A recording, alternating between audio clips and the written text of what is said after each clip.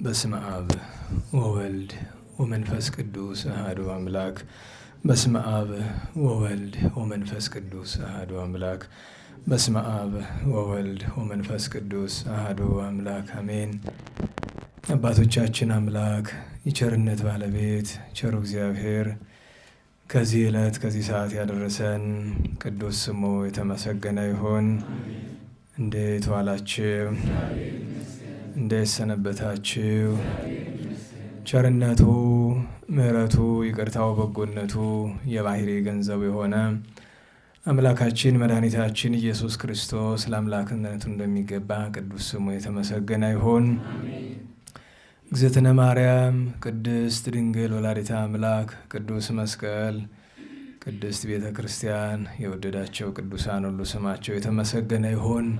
እንኳን አደረሳችሁ። ቸሩ አምላክ ከቅዱሳን በረከት ያሳድርብን። የቅዱስ ጳውሎስ መልእክት ወደ ኤፌሶን ሰዎች የተላከ ምዕራፍ 5 ቁጥር 1 እንግዲህ እንደተወደዱ ልጆች እግዚአብሔርን ምሰሉ፣ ክርስቶስ እንደወደዳችሁ ራሱንም ለእግዚአብሔር በጎ መዓዛ የሚሆን መሥዋዕትና ቁርባን አድርጎ እንደሰጠላችሁ በፍቅር ተመላለሱ። ነገር ግን ለቅዱሳን እንደሚገባቸው ዝሙትንና ርኩሰትን ሁሉ ወይም ቅሚያ አይሰማባችሁ። የሚያሳፍርም ነገርም የስንፍና ነገርም ወይም የማይገባ የዋዛ ነገር በእናንተ ዘንድ አይሁን።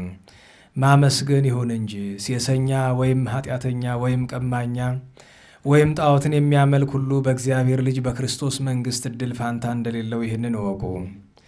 በከንቱ ነገርም የሚያስታችሁ አይኑር። በእርሱ ምክንያት በከሃዲዎች ልጆች ላይ የእግዚአብሔር መዓት ይመጣልና። እንግዲህ አትምሰሏቸው። ቀድሞ ጨለማ ነበራችሁና ዛሬ ግን በጌታችን ብርሃን ሆናችኋል።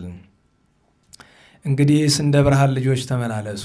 የብርሃን ፍሬው በጎ ሥራና እውነት ቅንነትም ሁሉ ነውና እግዚአብሔርንም ደስ የሚያሰኘውን መርምሩ። የሥራ ፍሬ ከሌላቸው ሁለንተናቸውም ጨለማ ከሆነ ሰዎች ጋር አትተባበሩ፣ ገስጿቸው እንጂ። በስውር የሚሰሩት ሥራ ለመናገር ስንኳ የሚያሳፍር ነውና፣ ነገር ግን በብርሃን የተገለጠ ሁሉ ይታወቃል፣ የሚታየው ሁሉ ብርሃን ነውና። የተኛህ ንቃ፣ ከሙታንም ተለይተህ ተነስ፣ ክርስቶስም ያበራልሃል ብሏልና። ስለ ቅዱስ ቃሉ ቸሩ እግዚአብሔር የተመሰገነ ይሁን። እንደ እግዚአብሔር ፈቃድ ገስጿቸው የሚለውን ኃይለ ቃል የትምህርት መነሻ እናደርጋለን። ርዕስ ለመሆን የሚበቁ ብዙ ኃይለ ቃላት በውስጡ አሉት። ቅዱስ ጳውሎስ ለኤፌሶን ሰዎች ጢኪቆስን መልእክተኛ አድርጎ በሮም በግዞት ሳለ ሲጽፍላቸው በኤፌሶን ሰዎች የተገኘባቸው ብዙ በደል አልነበረም። ነገር ግን ቅዱስ ጳውሎስ ኤፌሶን ውስጥ ገብቶ በብዙ ድካም ዮሐንስ እንዳደረገ ወለነጎድጓድ በብዙ ድካም አስተምሮ ከገቢረ ኃጢአት ወደ ገቢረ ጽድቅ ከአምልኮተ ጣዖት ወደ አምልኮተ እግዚአብሔር መልሷቸው ስርዓቱን፣ እውነቱን፣ ሃይማኖቱን፣ ምግባሩን፣ ትሩፋቱን አስተምሯቸው ሳለ እርሱ ወጥቶ ወደ ኢየሩሳሌም ሄዶ አይሁድ ተካሰውበት አንድ ጊዜ 2 ዓመት አንድ ጊዜ ከዚያ ያነሰ አንድ ጊዜ እዚያ ያበለጠ ሲያሳስሩት ኑሮ ወደ ሮም በወረደ ጊዜ ወሬ ይሰማል። ወሬው ምንድን ነው ቢሉ ቢጽ ሐሳውያን በቆሮንቶስና በኤፌሶን ገብተዋል። ገብተው ሕዝቡን ለማሳት እየሞከሩ ነው። የቆሮንቶስ ሰዎች ወደ ስህተት አዘንብለዋል። የኤፌሶን ሰዎች ግን እስካሁን ድረስ እውነትን አንለቅም፣ ታጥበን ወደ ጭቃ ተቀድሰን ወደ ርኩሰት አንመለስም ብለው ጸንተዋል አሉት። ስለዚህ የኤፌሶን ሰዎችን ሊያጸና ሊያበረታ የቢጽ ሐሳውያንን ስህተት ሊገልጥ ጥንቃቄ እንዲያደርጉ እንዲያስተውሉ ለመንገር የኤፌሶን መልእክት 6 ምዕራፍ ያለውን ጽፎ ልኮላቸዋል። በዚህ ጊዜ በዙሪያቸው ያሉ ሰዎችን ለመግለጥ ከተጠቀመባቸው ቃላት አንዱ እነዚያ ቢጽ ሐሳውያን ቢጽ ሐሳዊ ማለት ቢጽ ማለት ባልንጀራ ማለት ነው። ወይም በጥሩ አነጋገር አማኝ ማለት ነው። ሐሳዊ ማለት ሐሰተኛ ማለት ነው። ታዲያ ሐሳዊ ከሆነ ለምን ቢጽ ይለዋል ቢሉ መስሎ ስለቀረበ። የጥንቲቱም ቤተ ክርስቲያን መከራ እነ ዲዮቅልጥያኖስ አልነበሩም። እነሱ ክርስትናን ያጠፉ መስሏቸው ከፍተኛ ደረጃ ደርሰውታል። አንድ ክርስቲያን ሲገደል ሺህ እያመነ ያደር ነበረ። አረማውያን ነገሥታት ቤተ ክርስቲያንን ከተውን ማጥፋት አይችሉም። የቤተ ክርስቲያን የጥፋቷ መጀመሪያውም መጨረሻውም አማኝ መስለው በመካከል የተቀመጡ ሰዎች ናቸው። ዛሬም ቢሆን ትልቁ ችግር እሱ ነው። ሳይሆኑ መስለው። ለምሳሌ ፍንጭ ልስጣችሁ። ፕሮቴስታንቶች ታውቃላችሁ አይደለም? በኢትዮጵያውያን ልማድ ጴንጤ የምንላቸው ማለት ነው። አንድ ቡድን አይደሉም፣ በጣም ብዙ ናቸው። ከ30 ሺህ በላይ ክፍልፋይ ያላቸው ናቸው በዓለም ደረጃ። ሁሉም ዓላማቸው ጥፋት ነው። ክርስትና ላይ ጥፋት ማምጣት ነው። አብዛኛው አማኝ ህዝቡ እንደዛ ላይ መስለው ይችላል። ያንን የሚያውቁት ጥቂቶች ናቸው። ኢትዮጵያ ውስጥ ለመቶዎች ዓመታት በጣም ብዙ ጥረት አድርገዋል፣ አልሳካላቸው አለ። 20ኛው መቶ ክፍለ ዘመን ሲመጣ ግን በሌሎች ስፍራዎች ሞክረው የተሳካላቸው አንድ ተሞክሮ አለ። እሱም ምን ይባላል? ከውስጥ ገብተህ ተመሳስለህ አፍርስ። በልማድ ምንድን ነው የሚባለው? ተሐድሶ የሚባለው ማለት ሲመጡ ጥሩ አማኝ፣ ንስሐ ገቢ፣ ቆራቢ፣ ትሁት ሆኖ ነው የሚቀርባቸው። በነገራቸው ላይ ሰውን በሚታይ ነገር አትገምግሙት፣ ማወቅ አለባቸው። በሃይማኖት ጉዳይ በሚታይ ነገር ሰውን አትገምግሙ። እንኳን ሌላ ተውትና ለምሳሌ ነው ያለው ወይ እኔን የሚመስሉ ሰባኪዎች አሉ አይደል? ፊት ለፊት እንደምታዩን አይነት ሰዎች አይደለንም። ሰውን ለማወቅ ከፈለጋችሁ መጀመሪያ ደረጃ መርምሮ ለማወቅ ቅዱስ ጳውሎስ ምን አለ? መንፈሳዊ ሰው ሁሉን ምን ይላል? ይመረምራል፣ እርሱ ግን አይመረምርም። ስጋዊ ከሆንክ ትመረምራለህ፣ ተመርምረህ ትታወቃለህ። ግን መርምሮ ለማወቅ መጀመሪያ ምን መሆን ያስፈልጋል? መንፈሳዊ ሰው እና እነዚህን ሰዎች ለመለየት ከባድ ሆኗል። በተለይ በ1930ዎቹ 40ዎቹ የነበሩትን መቼም ከ50ዎቹ ከ60ዎቹ በተለይ ከ80ዎቹ ሲከፋ ደግሞ ከ90ዎቹ አጋማሽ በኋላ ፍጹም ተመሳስለው ታስታውሱ ከሆነ በ2000 ዓመተ ምህረት ከቤተ ክርስቲያን እንዲወጡ ያደረግናቸው ሐሳውያን ወንድሞቻችን ነበሩ። በተሐድሶ ደረጃ በተለይ በኮሚቴነት ደረጃ የነበሩ የምታስታውሱ ካላችሁ አብዛኞቹ መንበረ መንግስት ሰንበት ትምህርት ቤት ላይ የነበሩ ማለት ናቸው። የእኛ ጓደኞች የምንላቸው ናቸው። በነገራቸው ለማመን ሁሉ ከብዱ ነበር። ለረጅም ጊዜ ለማመን ሁሉ ማለት ነው። ለምን ቢባል ምንም ፍንጭ አይተንባቸው አናውቅም። በተለይ አንደኛው ልጅ ሰባኪ ነው፣ የእኛ ሲኒየራችን ነው በመስበክ ራሱ። በኮሚቴ ደረጃ እሱ ዋና ሰብሳቢ፣ እኔ ምክትል ነኝ። ለማመን ራሱ በጣም ነው የሚከብድ ነበረ እና ለረጅም ጊዜ ሲያገኘኝ ደግሞ ምንድን ነው የሚለኝ? እኔ አሁንም እመቤታችን ይክዳል ልትጠረጥረኛለህ ነው የሚለኝ ሁሉ ጊዜ። እኔ እንደዛ እንዴት ታስበኝ እና በጣም ተቸግሬ ነበረ። በኋላ ግን ስተት የገባኝ ፊት ለፊት ነው ሳየው የኖርኩት። እስኪ ዘወር ብዬ ልየው አልኩኝና ዘወር ብዬ እንዴት ነው ዘወር ብዬ ያየሁት? ልጆችን አሰማራሁ፣ የኔ ተማሪዎችን ብስል አይደሉም ብሎ የሚያስባቸውን ማለት ነው። እነሱን ሲያገኛቸው ማት ምንፍቅና ነገራቸው። ቀላሉ እሱ ነው።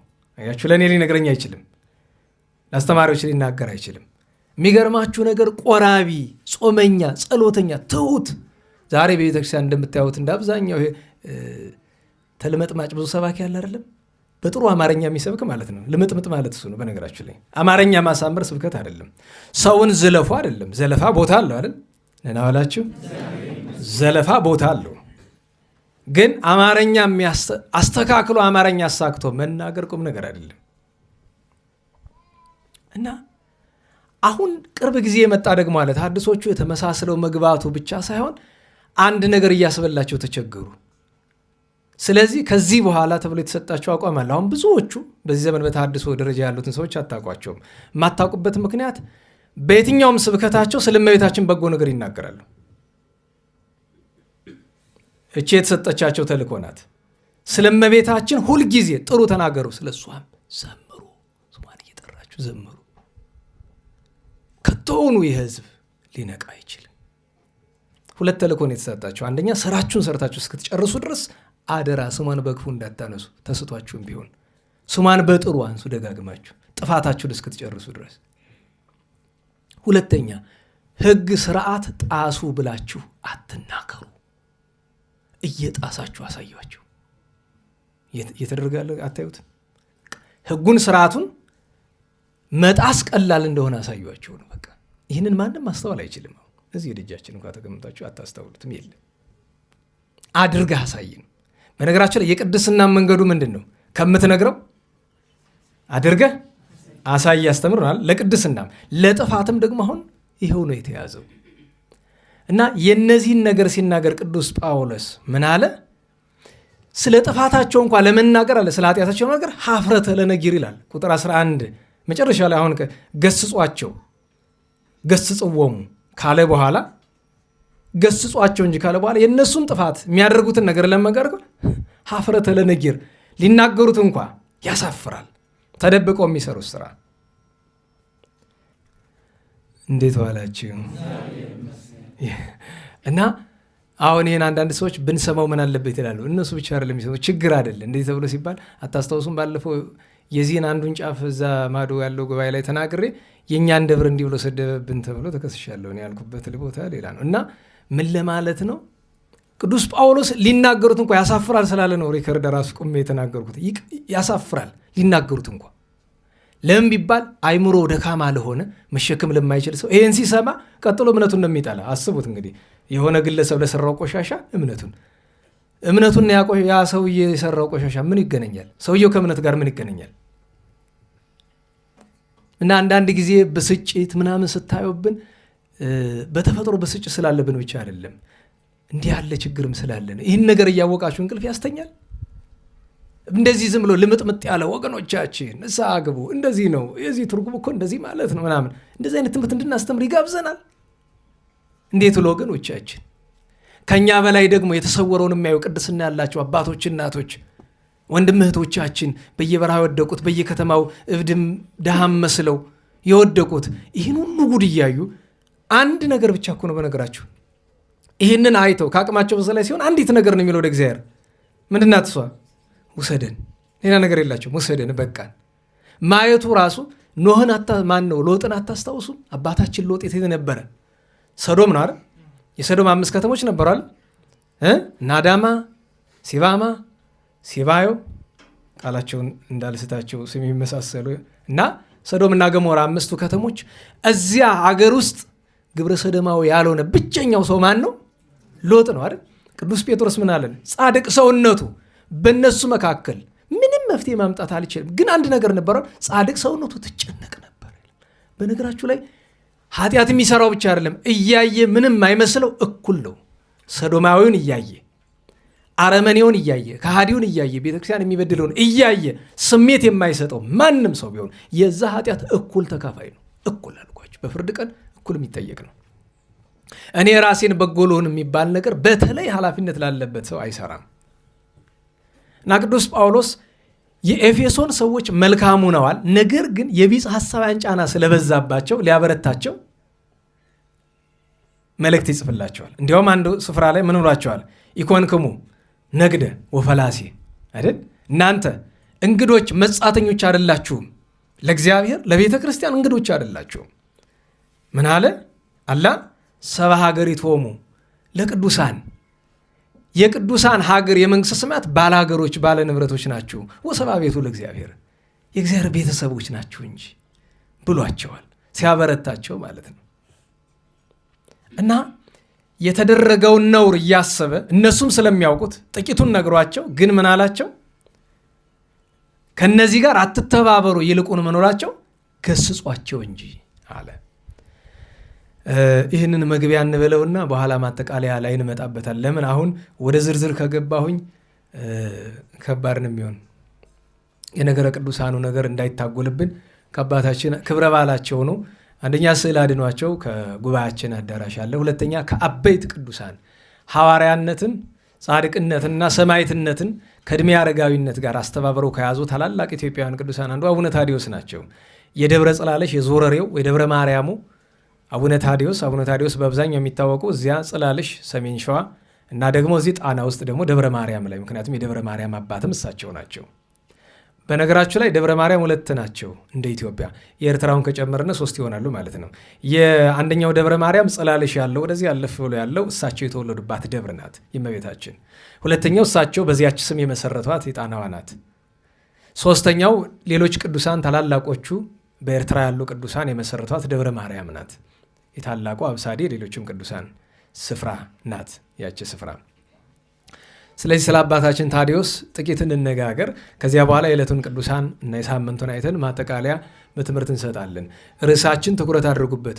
ገስጿቸው ተብሎ ሲባል በመጀመሪያ ደረጃ ምን እንደሚያስፈልግ ቅድም ያልኳችሁን ማስታወሻ ያዙ። አባታችን አቡነ ታዲዮስ እንዴት ዋላችሁ? ቅድም ወንድማችን ሲያነብ መጨረሻ ላይ ቁጥር ልንገራችሁ። በተለይ አሁን እዚህ ወንድማችን የተጻፈውን ነው ያነበበው፣ ግን የተረጎመው ሰው የሳተው ሰው ነገር ስላለ ነው። ወዛቲ ለትኮኑ ሰማይተ 13,000 ማህበራነ ቅድስት ኦርኒ ይላል። እንግዲህ 13,000 13,000 ተብሎ የሚተረጎምበት ቦታ አለ፣ ግን በኢትዮጵያ አይደለም። በአረብኛ አተረጓጉም በአንዳንዱ ሽን ምን ይለዋል? እልፍ ይለዋል። እንደዚያ በእኛ በግዕዝ ግን 13,000 ለማለት 1,030 ቁጥር ታውቃላችሁ። ለምሳሌ 1 በግዕዝ ምንድን ነው? አሃዱ አይደል? 2 ክሌቱ እያላችሁ ትሄዳላችሁ። ከዛ 10 10ቱ እንላለን። 100 ስንደርስ 100 እንላለን አይደለም? 200 ክሌቶ 100 ከዛ 3 እያላችሁ መቀጠል ነው። 1000 ላይ ስንደርስ እንደ አማርኛ አይደለም። ከአማርኛ ይልቅ ግዕዝና እንግሊዝኛ በዛ ይስማማሉ። ለምሳሌ እንግሊዝኛ 1000 የሚል ቃል አለው አይደለም? 1000 የሚል ሌላ ምን አለው? 100 ይላሉ አይደለም? 10 100። እኛ በግዕዝ 1000 የሚል ጥሬ ቃል ስለሌለ ምንድነው የምንጠቀመው? 10ቱ 100 አይደል? 2000 እስራ 100፣ 3000 30 100 አይደል? ከዛ ተሳሜት። በነገራችሁ ላይ ተሳቱ 100 እና ተሳሜት የተለያዩ ናቸው። ተሳቱ 100 ማለት 900 ነው። ተሳሜት ማለት 9000 ነው። ወይም በአማርኛው 1000 10 መቶ ነው አይደል? 10 ጊዜ መቶ አይደል? 20 መቶ 30 መቶ 40 መቶ ስንት ነው? 4000 ነው አይደለም? 90 መቶ ተሳሜት ማለት 90 መቶ ስንት ነው? 9000 ነው አይደል? ከዛ ግን 90 መቶ ብሎ መቶ መቶ አይልም። በግዕዙ ሲጻፍ አይታችሁት ከሆነ 1000 2 ጊዜ መቶ ተጽፎ ነው አይደል? ሲነበብ ግን መቶ መቶ ማለት ምን ይባላል? 1000 እኛ 10,000 የምንለው ነው። ከዚያ 20,000 2,000 ነው። 13,000 ካለ 130,000 ነው የሚመጣ። አሁን ሊያጠራጥር የሚችል ነገር ይኖራል። ምናልባት ከቅዱስ ቶርኒ ጋር የተሰዉት 13,000 ቢሆንስ የሚል ሰው ካለ ቅዱስ ቶርኒ ለረጅም ዘመናት በ5 ነገስታት ስለሆነ የተሰቃየች አብረዋት የተሰዉት በጣም ብዙ ናቸው፣ በጣም ብዙ ናቸው። ለዚያ ነው 130,000 የሚሆነው። እሱን በቁጥር ደረጃ ግዙን ቢመለከተው እሱ ወንድማችን እንደዚያ ማለቱ አይቀርም። ግን አንዳንድ ጊዜ ደግሞ ፍርሃት አለ። የተጻፈችውን ማንበብ አለ በቤታችን። ለምን ቢባል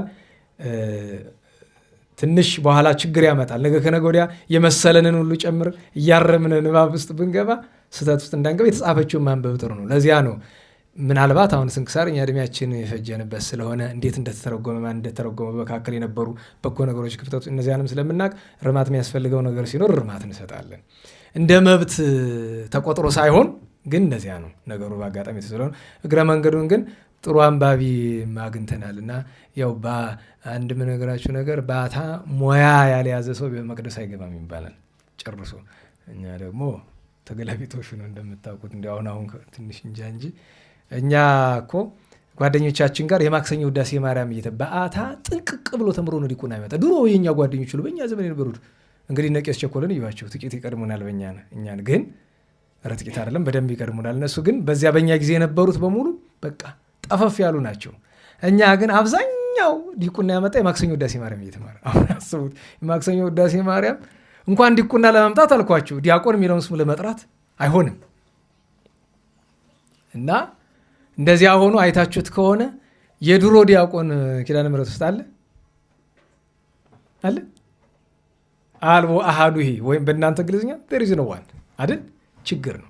ለምን ቢባል አጥብቀው ሳያስተምሩ። በአታ ግን እግዚአብሔር ይመስገን የጥንቶችም አሉ የአሁኖችም አሉ። እና በዛው ምንድነው የሚባል አንድ ሰው አንድ ልጅ ጥሩ ሲሰራ መጀመሪያ የሚመሰገን እሱ ነው፣ ወላጁ ነው።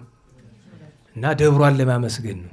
ነገ ጥፋት አግኝተን እስክንወቅሳችሁ ድረስ እስከዛው ድረስ ጥሩ ነው እና ጠፈፍ ያለ ንባብ ነበረ። የመጀመሪያ ቀን ስለሆነ ነው እንጂ ጥሩ አንባቢዎች እኮ አሉን፣ አናመሰግናቸውም። ሁሉንም ግን የመጀመሪያ ቀን ጥሩ ሲያነብ እናመሰግናለን እና ጥሩ ነው። እግዚአብሔር ይስጥልን። እዛ አቅረብኩ ማሕሌተ ደግሞ መጨረሻ ላይ ጸጥ ሲልባችሁ እንዲጨርስ የምትጠብቁት ነገር ነው። እሱ የቤት ነው እንጂ በሌላ ስፍራ አይባልም፣ የለም፣ አልተለመደም አይደል? ምንድነው መጨረሻው? ህቡረ ይምሃረነ ኢየሱስ ክርስቶስ ነው። እዛ በኋላ የተጻፈ ነገር የለውም ማለት በሁሉ እኩል የሚባል እሱ ነው። በቤት ግን ወይፈኑ ለነ ጸጋ መንፈስ ቅዱስ እምይእዜሰ ወእስከ ለዓለም እስከ ዳግም ልደት እስከ ዳግም ጉባኤ እሱ ምን ይባላል? ስርዋጽ ሆኖ የቤት በተለይ አሁን እስከ ዳግም ጉባኤ የሚለው የዝክረ ቅዱሳን ነው፣ ሌላ ቦታ የለም እንድታውቁት። አሁን በምህል ላይ ዝክረ ቅዱሳን ብቻ አለን አይደለም? ይቤ እግዚአብሔር ሌላ ቦታ አለ የለም አይደል? ነቢያት ሐዋርያት አለ ነገሩኝ። እንኳን ሌላ ይቅርና ህዝብ ቅዱሳን አለ የለም። በማሕሌት ቀለም ውስጥ ይኖራል እንጂ በመሐረና ውስጥ ይሄ የኛ የቤት ቀለም ይባላል። የዝክረ ቅዱሳን ቀለም። እንዴት ዋላችሁ? አባታችን ታዲዮስ የተወለዱት ደህና ዋላችሁ ግንቦት 23 ለ24 ነው። ክርስትና የተነሱ ሐምሌ 2 ቀን ነው። ታዲዮስ የተባሉት ለዛ ነው። አባታቸው ሮማኒዎስ እናታቸው ማረታ ይባላሉ። ደጋግ ካህናት ናቸው። የእነ አቡነ ተክለ ሃይማኖት አጎት እንደዚያ ናቸው፣ ዘመድ ናቸው። ተወልደው በ5 ዓመታቸው አቡነ ታዲዮስን ለሕይወት ብነ በጽዮን ሰጧቸው። ሕይወት ብነ በጽዮን ማለት የቅዱሳን ሁሉ መምህር ነው። የአቡነ ተክለ ሃይማኖት መምህር ማን ነው? ሕይወት ብነ በጽዮን ማን ነው ስሙ? ኧረ በሉት። አማርኛው በጽዮን ሕይወት አለን ተደረገልን ነው አይደለም? የአቡነ ቀውስጦስ መምህር ማን ነው? ተናገሩ። እሱ ነው ራሱ። ኧረ በሞቴ። የአቡነ ታዲዮስ መምህር ማን ነው? ታላቅ ቅዱስ ካህን ነበረ። ምናልባትም ከ30 ላላነሱ ቅዱሳን እዛም በላይ ለሚሆኑ መምህር ነበር ይባላል። የተቀደሱ እንዲሆኑ አድርጎ ያሳደጋቸው እና አስተምሮ አሳድጓቸው አቡነ ታዲዮስን ወላጆች መጥተው ሚስት አጭተው እናጋባ ሲሉ ልጄ አምልጥ ብሎ ታዲዮስን አስመለጠ። እዛን አታገኙትም፣ እሱ የክርስቶስ ሙሽራ ነው፣ ወዲያ አትድከሙ ብሏቸዋል። የሚገርማችሁ ነገር በቅዱሳን አረገ ትውልድ ውስጥ ለረጅም ጊዜ ሳይመነኩሱ ከቆዩ ቅዱሳን በጣም ትልቁ አቡነ ታዲዮስ ናቸው። አቡነ ታዲዮስ የ60 ዓመት ሽማግሌ ሆነው አልመነኮሱም። ያልመነኮሱበት ምክንያት ምንድን ነው? የሚያመነኩሳቸው አጥተው። የዛን ጊዜ በሸዋ ምድር እኮ መንኩስና ብርቅ ነው የነበረ። በሰሜኑ ኢትዮጵያ ነው በጣም የነበረ መንኩስና። በ60 ዓመታቸው አቡነ ተክለ ሃይማኖት መጥተው ነው ያመነኮሳቸው። ግን እስከ 60 ዓመታቸው ቆባ አይኑር እንጂ ቅድስናው፣ ጾሙ፣ ጸሎቱ፣ ትሩፋቱ፣ አገልግሎቱ ግን ሞልቷል። ከቅድስና ደርሰው ነው የመነኮሱት። ከዚያ ለአገልግሎት ከሰሯቸው ነገሮች ጥቂቶችን ብቻ እንጥቀስላቸው። አቡነ ታዲዮስ እንግዲህ ሐዋርያ ናቸው ብለናል። እንዴት ዋላቸው? ለምሳሌ ከሐዋርያነታቸው አንድ ምሳሌ ልጥቀስላችሁ። ከአባታችን ተክለ ሃይማኖት ጋር እያሉ ጻድቁ ተክለ ሃይማኖት ጋር በደብረ አስቦ ዛሬ ደብረ ሊባኖስ የሚባለው አካባቢ እያሉ አንድ ቀን በጸሎት ላይ ሳሉ አስቀድሞ አቡነ ታዲዮስ እዚያ ሄደው የሰሩት ታምር አለ። ግን አንዲት ርግብ ትመጣና አቡነ ተክለ ሃይማኖት ላይ ታርፋለች እና ምን ሆነሽ ነው ብሎ ሲያዋት ከክንፏ ላይ ጽሑፍ አለው። አባቴ ሆይ ናና አድነኝ የምትል ጽሑፍ አላት። ከታች የጸሐፊው ማንነት ተገልጿል። አኖሬዎስ ይላል። ታላቁ አኖሬዎስ ሊሰብክ ሄዶ ወደ ጽጋግ ወደ ደቡብ ምዕራብ ወደ ደቡብ ምስራቅ ኢትዮጵያ አካባቢ ሄዶ ይዘው ደብድበው አስረውታል። ስለዚህ ናና አድነኝ ለሕዝቡም ለእኔም ና የሚል መልእክት ነው። አቡነ ተክለ ሃይማኖት ከበዓታቸው የሚንቀሳቀሱበት ጊዜ ስላልሆነ በጊዜው አርጅተው ነበረ፣ በበዓት ተከተው ነበር። አቡነ ተክለ ሃይማኖትና ታዲዮስን ጠርተው ልጄ በል አሁን የሐዋርያነት ስራ ጀመረ፣ ሂድ ሰብከህ ሕዝቡንም ልጄ አኖሬዎስ ወንድም አኖሬዎስንም ማድን ብለው ይልኳቸዋል። ሄዱ፣ ሰበኩ። አቡነ አኖሬዎስን ያሰራቸው አገረ ገዢው ንጉሱ ወይም ህዝቡን የሚያስተዳድረው ምልክት ካላሳየኝን ያለምንም፣ ለምሳሌ ልጅህ ህመምተኛ ነው አድንልኝ አለ። ልጁን አዳኑለት። በዚህ ምክንያት አቡነ አኖሬዎስ ተፈቱ፣ ህዝቡ ማመነ። በመካከል ግን የሚበጠብጥ አንድ ሰው ነበረ። ይህ የሚበጠብጥ ሰው እስላም ነው። በዚያ ላይ እንግዲህ ለበጎ ነገር በሰንበት ላይ ደብረ ዘይት ይባላል አይደል? ለክፉ ደግሞ በገደል ላይ ጥላ ይባላል አይደል? ገደል ላይ ጥላ ጨምሩበት። የገደል ራሱ ጨለማው ይበቃዋል፣ እዚያ ላይ ጥላ ደግሞ። ይሄ ሰው በጣም የተማረ ጠንቋይ፣ ታውቃላችሁ፣ ጊዜ ጠንቋይ ተንኮል ነው እንጂ ሌላ አይማርም ይባላል። ይሄ ግን በጣም የተማረ ነው። ከመማሩ የተነሳ ከቁርአንም እየጠቀሰ ኢብን ከመጽሐፍ ቅዱስም እየጠቀሰ በጣም ተከራከረ እና በመካከሉ እንዲያውም እኮ የእናንተ እምነት ግመል በመርፌ ቀዳዳ ታሳልፋችሁ ይል። የሚገርማችሁ የእግዚአብሔር ስራ ስማቸው ማን ነው? ታዲዮስ ነው። ስም ይመርሃ በግብር ነው። የእኛ ደግሞ ችግር ነው እንደምታውቁት። ማሞ ሌላ መታወቂያው ሌላ ነው። የእኛ ደግሞ አይደለም። እንግዲህ ማሞ ዛሬ አልመጣም፣ የለም ችግር የለውም እንጂ ማሞ የሚባል ጥሩ ደግሞ ዲያቆን አለ በዚያ ማዶ እና እግዚአብሔር ስማቸውን ከግብራቸው ማያያዝ ሲፈልግ ጥቅስ ጠቅሶ እንዲህ የሚል ጥቅስ እኮ አለ፣ ግመል በመርፌ ቀዳዳ የሚል ብሎ አለ እና አይሆንም እያልክ ነው አሉት። አዎ እንዴት ብሎ ይሆናል አለ። እንግዲህ ያውስ አለ። የሚገርማችሁ ነገር ግመልና ልክ እንደ ቅዱስ ታዲዮስ እንዳወራ ግመልና መርፌ ያስመጥተው ሲያሳልፉ ግመሎቹን ከና እንትኖች አንድ ሲያይ ምታት፣ ሁለት ሲያይ ሶስት ሲያይ እስከ 28 ግመል አሳለፉለት። እንግዲህ ልብ በሉ ቅዱስ ታዲዮስ አንድ ግመል ነው አይደል ሐዋርያው፣ እስከ 28 ሄዱ። ኋላ ጠንቋዩ አመነ። እዚህ በላይ ምልክት አልፈልግም ብሎ ወድቆ እኔ ያምኛለሁ በክርስቶስ ያስተምሩኛል። የሚገርመው መቼስ ክፉ ዛፍ የሚያፈራው ክፉ ፍሬ አይደለ? ሙሳ የሚባል ልጅ አለው። በጭራሽ እንዴት ትታለላለህ? እኔ አባት አይደለም 28 100 200 ቢሆን ምታት ይሆን የለ ብሎ አለ። ምታት መሆኑን ግመሊቱ ትንገርህ አሉት አቡነ ታዲዮስ። ዞር ብላ ምን አለች ይባላል? ግመል ምን ትላለች ስትራገጥ? ባት ትላለች ይባላል አይደል? ገደለችው፣ እሳት ውስጥ ገባ። ከዛ አባቱ መጥቶ ልጄን ያድኑልኝ ያስነሱልኝ ከሞት በፈጣሪው ስልጣን እባክዎትን፣ በዚያውም አለ ቀሪው ህዝብ እንዲያምን አለ። አይ ዋናው ምክንያት እንኳን የመጀመሪያው ነው፣ የልጁ መነሳት ነው። ግን እግረ መንገዱን ጥቅም አለው አላቸው። አይ እግዚአብሔርም እንዲመሰገን እሱም ትንሽ እንዲቆነጠጥ 1-3 ቀን ይቆይ ግድ የለም። እዛው ሄዶ እሳት ውስጥ የሚገባ ትንሽ ያስፈልገዋል፣ ለእግዚአብሔር ክብር የማይገባ ሆኗልና። እሱም 3 ቀን ተቀጥቶ አባቱም 3 ቀን አዝነው በ3ኛው ቀን የጌታችን ኢየሱስ ክርስቶስን ስም ጠርተው ከሞት አስነስተውታል። የሚገርማችሁ ከአባቱ ይልቅ እሱ ቀምሶ ስለመጣ የሀገሩ ሊቀ ካህናት አድርገው ሙሳነቱን ወደ ሙሴነት ለውጠው አባ ሙሴ ተብሎ የሀገሩ ሊቀ ካህናት ሆኖ ተሾሟል። ከዚያ ከአቡነ አኖሬዎስ ጋር ተመልሰው መጥተዋል ይባላል። እንዲህ እያደረጉ በሐዋርያነት ብዙ ስራ ሰርተዋል። ገድለ አቡነ ታዲዮስ አለላቸው። የሚገርመው ነገር አንድ ትርፍ ገድለ አቡነ ታዲዮስ አለኝ፣ ግን ሌላ ትርፍ ገድል ሲኖረኝ ይሰጣለሁ። እሱን ግን እምቢ አለኝ። እሱ ብቻ አይደለም ደማቸው የፈሰሰበት እምነት አለኝ፣ እሱን ለመስጠት እምቢ አለ። ሌላም ነገር ይህን ስለ አድኖም ሰጥቻችሁ አይደለም፣ አደራ ነው። ምክንያቱም ታውቃላችሁ አይደል በ2012 አንዲት ገዳሙን ያሰራችው ግራኛ መላ አጥፍቶት ቀርቶ ኖሮ ያሰራችው አሜሪካ ያለች አንዲት እህት ካልወሰድኳለች ሰው ነገራችሁ ላይ ተናግሮ ሊያሳምነኝ ከባድ ነው። ብቸኛ ሊያሳምነኝ የሚችለው ነገር ፈቃድ እግዚአብሔር ሲገኝ ብቻ ነውና በጣም ስታስጨንቀኝ አባቱ ሳናገር ሂድ ግድ የለም በረከት አግኝተናል። ሄድነ። የሚገርም ስፍራ ነው። ያኔ መቃረቢያ ነው ያለ፣ ገና ቤተክርስቲያኑ እየተሰራ ነው። አሁን አልቋል መሰለኝ። ከታች ወረድነ። እሳቸው ሰማዕትነት ከተቀበሉበት ቅዱስ ስፍራ የተወለዱበት ቅርብ ነው፣ ግን ተራራ ነገር አለው። ትንሽ እዚያው ቁመን ተመለከት ነው። ከላይ አቡነ ተክለ ሃይማኖት የተወለዱበት ጽላልሽ አለ። ኢቲሳ ተክለ ሃይማኖት የጽላልሽ ላይኛው ክፍል ነው። ወደዚህ መስመሩን አልፋችሁ ስትመጡ ከጎዳና ላይ የሚገኝ ነው እና እዚያ ክብረ በዓሉ ላይ ለእሷ ካላቸው አክብሮት የተነሳ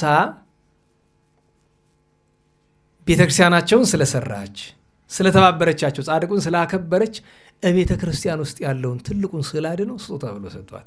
እንደ ሕገ ቤተ ክርስቲያን ስርዓት አይደለም፣ እንደዚህ አይደረግም። በቅንነት አድርገውት ነው እንጂ አይደረግም። እሷ ደግሞ እንግዲህ የመንፈስ ቅዱስ ስራ ይሆናል። አይ የለም እኔ መቼ አውቃቸዋለሁ ሲያስተምር ሰምቼ ነው ብላ ለማን? ለእኔ።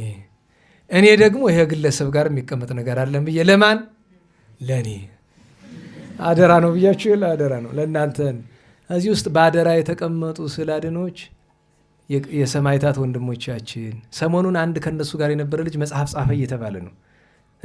ሲመጣ ልናየው ነው። ከነሱ ከተሰዉት ወንድሞቻችን ጋር የነበረ ያልተገደለ ማለት ነው። እስቲ ምን እንደሚነግረን ልናይ ነው። መጽሐፍ ጽፏል አሉ አውሮፓ ገብቶ። እሱ አደርነት ነው አንድ። ሁለተኛ የእመቤታችን የስደቷ አደርነት ነው። ቶማስ ዘመራስ አደር። አረ ምን አስጨነቀ? ሁሉም አደርነት ነው። ችግር የለም እና እንደ እግዚአብሔር ፈቃድ ይኑር። ዙሮ አብረን ካለነ እናንተ ጅል ነገር ከሰራችሁ ብቻ ነው የምትቀሙ እንጂ በጎ ከሆነ በጎ ነው። የአባታችን የአቡነ ታዲዮስ ከትሩፋታቸው እንጥቀስ። ለምሳሌ አባታችን አቡነ ተክለ ሃይማኖትን አፄ ኩኖ አምላክ በወቅቱ የነበሩት ጻድቁ ንጉሥ ይጠሯቸውና እባክህ ወይ አንተ አስተምረን ወይ መምህር ስጠን ይሏቸዋል። ታዲዮስን ውሰድ ይሏቸው።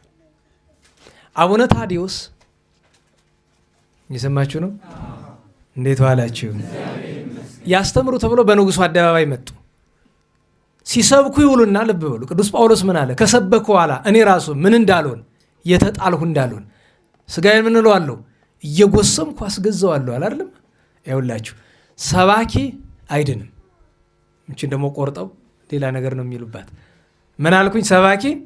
ሰባኪ የሚድነው የቅዱሳን ሕይወት ካሉ ብቻ ነው። ይህን ማወቅ አለባችሁ። እና ታዲያ አንተ ምን ሆነ ነው ካላችሁኝ፣ እንግዲህ ማሰሪያውን እግዚአብሔር እስከሚፈታው ድረስ ነው። ደጋግሜ ነግሬያቸዋለሁ። ግድ ነው እንጂ የውዴታ አገልግሎት አይደለም። አንዳንድ ቅድ ስመጣም እየሰቀቀኝ ነው። ምን ሊገኝ ለነፍስ ነው ለስጋ እንኳን አንዳንድ ምስጢር አውቃችሁ አይታችሁ ይቅርና በዚህ ዘመን ሰው ሰባኪ ሆኖ ሊጸድቅ። ሰባኪነት በዚህ ዘመን ለአንድ ነገር ብቻ የሚጠቅም ዝናና ገንዘብ ያመጣል እንጂ ሰውንም አያድንም። ከምንም በላይ ደግሞ ሰባኪው ራሱ አይድንም። እንደ አብዛኛው አልኳቸው።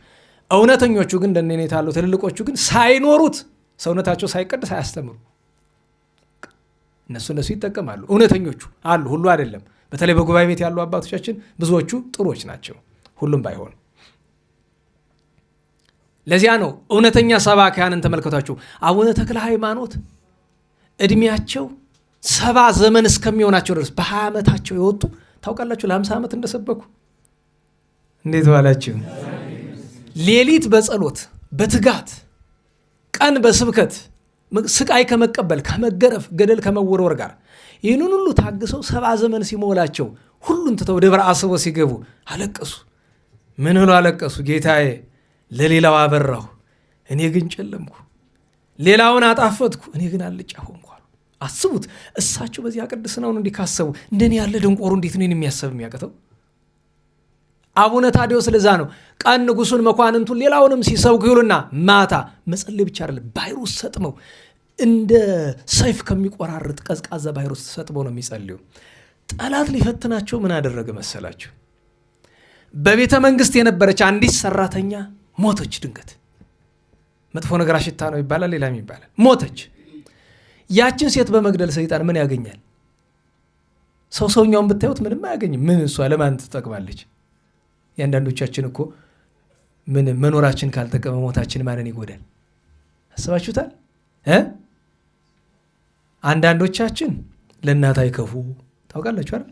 እናት አጥልም አይደል? እናት የተባለ የመጀመሪያው እናት እግዚአብሔር ነው። አንተ አቡነ ዋንተ እምነ የሚባላል እናት ለእግዚአብሔር ማናችንም አንከፋ። እንደገና ደግሞ ለወላጅ እናት ዛሬ ደግሞ የተገላቢጦሽ ነው። ለልጅ አይከፉ የሚባሉ እናቶች ደግሞ አሉ አይደል? ልጅ የማይርቃቸው ልጆቻቸው ጋር የሚውሉ። ያቺ ሴት ሞተች። ያዘኑ ሰዎች አቡነ ታዲዮስን መጥተው ከንጉሱ ተካሰው እባክ ያስነሳልን ይሄ ቅዱስ ሰው ብለዋሉ። ታምር አድርገው ውዳሴ ከንቱ እንዲመጣ ነው። አቡነ ታዲዮስ እሷን ማስነሳት ፈልገዋል። ውዳሴ ከንቱ ፈርተዋል። ምን አደረጉ? እሷን አስነሷት። ሊመሽ ሲል ማታ ለጸሎት ልግባ ብለው ገቡ። ለጸሎት መግባት ጠፍቶ ሄዱ። አያችሁ፣ የሰዎችን ፍላጎት ፈጸሙ። እሷን አስነሷት ከሞት። እሳቸው ግን ጠፍቶ ጽላልሽ ተመለሱ። ከዛ ብዙ ዘመናት አልፈው አፄ አምደ ጽዮን ሲመረጡ የጽላልሽ አካባቢ ሊቀ ካህናቱ ነው። በስብከተ ወንጌል አካባቢውን እንደገና በመንፈስ ቅዱስ ስራ ያላመነውን እያስተማሩ እያሳመኑ እያጠመቁ ኖረዋል። ከበጎ ስራዎቻቸው መካከል አንደኛው ወደ አቡነ ተክለ ሃይማኖት ሲሄዱ ወደ አቡነ ተክለ ሃይማኖት እየሄዱ ነው። መንገድ ላይ አንዲት ደንጊያ በዓት የምትመስል ነገር ያለው ከዚችስ ጥቂት ጸሎት ላድርስባት ብሎ ገቡ። እንግዲህ የቅዱሳን ነገር ተመልከቱ። የሆነች በዓት ታዩ። ከዚችስ ጸሎት ላድርግባት ብሎ ጸሎታቸውን በስንት ጊዜ ጨረሱ? በ3 ዓመት። ከዚያ እየጸለዩ እያለ ማን ይመጣሉ? አቡነ ኤልሳ። አቡነ ኤልሳ ማለት የአቡነ ተክለ ሃይማኖት ደቀ መዝሙር ሁለተኛው የደብረ ሊባኖስ አበምኔት እንደ ፀሐይ ሲያበሩ አግኝተው አወቋቸው። ደግሞ የስጋ ዘመዶች ናቸው። ሄደው ኧረ ወደ አባታችን ተክለ ሃይማኖት እንዲሉ ይዘዋቸው ሄዱ። ወደ አቡነ ተክለ ሃይማኖት ደርሰው መቁረብ ፈልገው አባታችን ታዲዮስ ወደ ደብረ አስቦ ሲገቡ ሊቀድሱ ሲሉ ከሰማይ ህብስት ሰማያዊ ጽዋ ሰማያዊ ወረደላቸው። መጀመሪያ አቡነ ተክለ ሃይማኖት ቀደሱ። አቡነ ታዲዮስ ሲቀድሱ ተባሉ። አይ እናንተ ቅዱሱ እኔ ላስቀድስ። እንደገና አቡነ አኖሪዎስ ቀደሱ። እናንተ ቅዱስ እኔ ላስቀድስ እያሉ ያቺ ግን ለመጀመሪያው ጊዜ ከሰማይ የወረደችውን ህብስተ በረከት ጽዋ አኮቴት በሉ ጠጡ አይደል? አቡነ ታዲዮስ ከዚያ በኋላ ምድራዊ ምግብ ምድራዊ መጠጥ አያውቁ። በዚያ ነው በቃ ያረፉት። በጣም አረጋዊ ናቸው። እድሜያቸው በጣም ረጅም ነው። እስከ አፄ አምደ ጽዮን ድረስ ቆይተዋል። መጨረሻ ላይ የምናነሳው የኒህን ቅዱስ ሰው ሰማዕትነታቸውን ነው። አፄ አምደ ጽዮን ደግ ንጉሥ ነው፣ ኃይለኛ ነው፣ ኢትዮጵያን ያስከበረ ነው። በኋላም ንስሐ ገብቷል። አንድ ወቅት ላይ ግን የአባቱን ዕቁባት የነበረች ሴት አግብቶ ብዙ ቅዱሳን ጋር ተጣልቶ ነበር። ከብዙ ቅዱሳን ጋር ከነዚህ መካከል የገደላቸዋሉ፣ ያሰራቸዋሉ፣ ያሳደዳቸዋሉ፣ ያስገረፋቸዋሉ። ኋላ ግን ንስሐ ገብቶ ተቀጥቷል። እሱም ጥቂት ከነዚህ መካከል አንዱ አቡነ ታዲዮስ ናቸው። አቡነ ታዲዮስ ሲመጡ ይህ አረጋዊ መጣው። አይ በሉ ከዚህ ጋርስ መጣላት አልፈልግም ብሎ ታዲዮስን አስገብቶ ምንድን ነው የምትለኝ? ለምንድን ነው አንተ የአባትህን ሴት ቁባት ያገባ ብሎ? አባቴ እውነት ነው፣ ምን ላድርግ? እተዋታለሁ፣ ሂድ ወደ ገዳም አንተ ብሎ ግን ከአንገቱ ነው መጣላት ስላልፈለገ ነው። እሳቸው ሲወጡ ያቺ ያለች አይደል ክፉ ሴት ቁባት ያደረጋት እንግዲህ የምታደርጊው ነው ወቂ አላት። ተከትላ በፈረስ ተከትላ ሄዳ ዛሬ ገዳማቸው ካለበት ጽላለች ከመድረሳቸው በፊት ሲመጡ የነበረበት መንገድ መውረጃ አለው። በአፋፉ ገደል እጃቸውን እግራቸውን የፊጥኝ ያሳሰረቻቸው እሳቸውና አቡነ ማትያስ አሉ። የፈጠጋሩ የሌላኛው አቡነ ተክለ ሃይማኖት ረድ ማለት ናቸው። እንደዚህ አሳስራ ወታደሮቿን በገደሉ ልቀቋቸዋለች። ብታዩት ፎቶ ላሳያችሁ ይችላሉ። ጫፉን እንኳ ቀና ብላችሁ ለማየት ይቸግራል። ደግሞ አንዳንድ ተራራ እንደዚህ ሰያፍ ስለሚሆን ሰው እየተንከባለለ የሚሄዳል። ዝም ብሎ ጥርብ እንደዚህ እንደ ግድግዳ አለት ነው። ከታች ደግሞ ምንድን ያለው? የተነጠፈ አለት ነው ያለው፣ አፈር የለው። ከዛ ወረወረቻቸው። የሚገርማችሁ እግዚአብሔር ውቢት የምትባል እኔ በጣም የገረመኝ ነገር ውቢት የሚባል ስም በዛ ዘመን መኖሩ ነው። የአማርኛንም እድሜ እንድታውቁት በዛው ጥሩ ነው። እነዛ የምትባል ደግ ባል ያላት በትዳር የምትኖር ሴትን መልአከ እግዚአብሔር በራእይ ተነጋግሮ ሂዱ እባካችሁ ስጋቸውን ሰብስቡ ተብሎ ቢሄዱ ምኑን ከምን ያድርጉት? ራስ እንኳ በአንድ ስፍራ አልተገኘም፣ ተበታትኖ እጅ እጣት አንድ ቦታ ያን ሁሉ ለቅመው ዋሻ አለች። እዛ ገብታችሁ አቤት ያለው መዓዛ። እኔ አንዳንድ ነገሮች እሺ ብሎ አይሸቱ። በነገራችሁ ላይ አንዳንድ ማለት ለቅዱሳን ብቻ ነው። ለኃጢአተኛ ሰው የሚገለጥ ነገር በጣም እንዲያው ክብሩ ከፍ ያለ መሆን አለበት። መዓዛው እንኳን ይቅርና ወርደውታች ሁለት ነገር ታገኛላችሁ። ጭቃ አለ፣ ጸበል አለ። ጸበሉ የሚወርድ ወንዝ ነው። ሂዶ ግን ቦታ ይጠራቀማል። እዚያ ላይ ወርዳችሁ ስርየተ ኃጢአት የሚሻ ሰው ለካህን ተናዞ ሄዶ ታዲዮስ ወማትያስ ተሰሃሉኒ ይቅር በሉኝ እያለ 3 ጊዜ ብቅ ጥልቅ እያለ ይጠመቃል እዚያ ስፍራ ላይ። ከዚያ አለፍ ብሎ ቀጥሎ የሚሄድ ምንድን ነው? ጎድጓዳ ስፍራ አለ። ስጋቸው መጀመሪያ ላይ ወድቆ ደማቸው ፈሶ ረግቶ የተገኘበት ቦታ። ያ ቀይ የሚመስል ከዘመን ብዛት ደግሞ ወደ መጥቆር የሄደ ጭቃ ነገር ሰርቷል። እሱ ነው እምነት ማለት እንግዲህ እኛ ይዘ ነው የምንመጣው። እሱ ራሱ ሌላ ነገር ነው የሚሸጥ። አሁን የዋልካ ጠረን ታውቃላችሁ፣ ኖርማል ጠረን ያ ሌላ ነው። እናዚያ ደማቸው ፈሶ አጥንታቸው ተከስክሶ እነዚያ ባልና ሚስት ደጎቹ መጥተው በክብር ገንዘው ዋሻ ውስጥ ከተቷቸው አፄ ዳዊት በነገሱ ጊዜ ስጋቸውን አፍልሰው ወደ ከተማቸው ወስደዋል። ዛሬ አቡነ ታዲዮስና የአቡነ ማትያስ ክቡር ስጋቸው የት እንዳለ አይታወቅም። ምክንያቱም አፄ ዳዊት አፍልሰው ወደ ከተማቸው አስገቡት ተባለ። የአፄ ዳዊት ከተማ ዛሬ ወዴት አለ?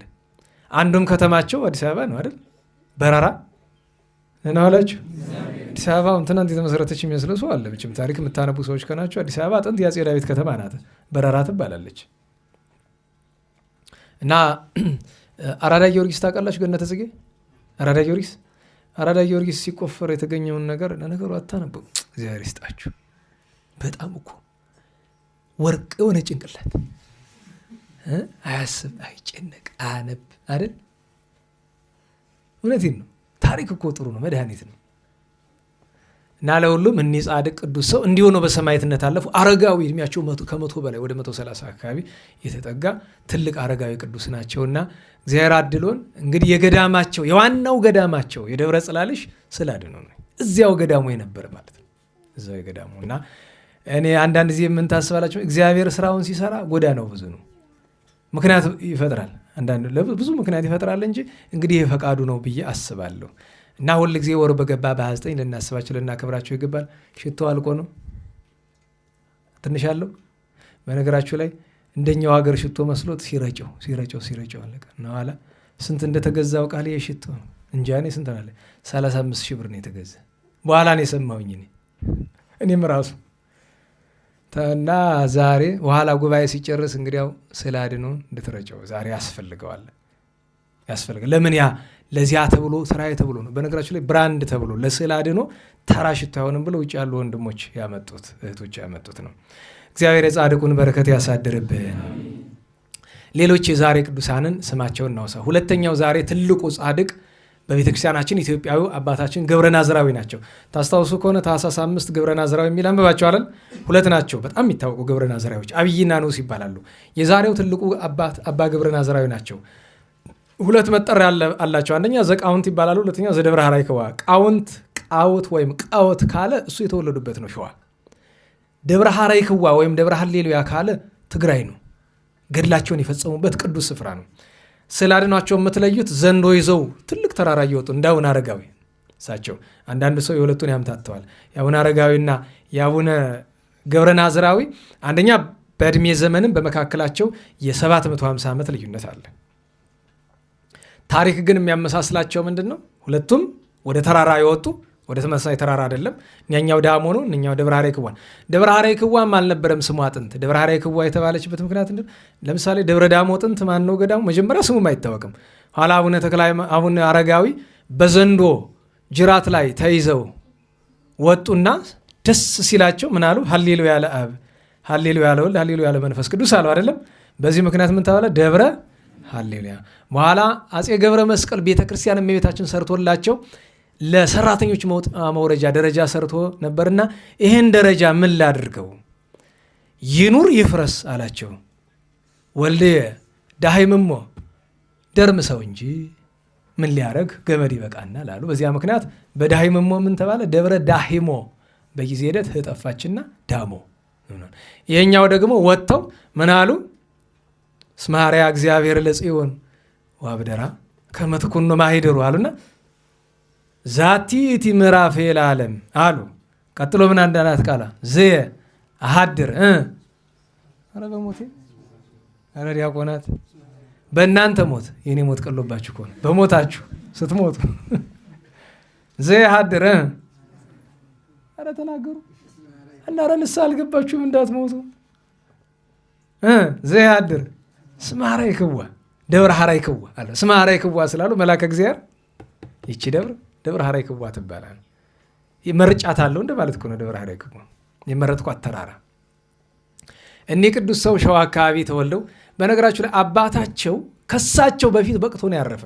መጀመሪያ ህጋዊ ሰው ነው በዓለም የሚኖር 7 ልጅ ወለደ።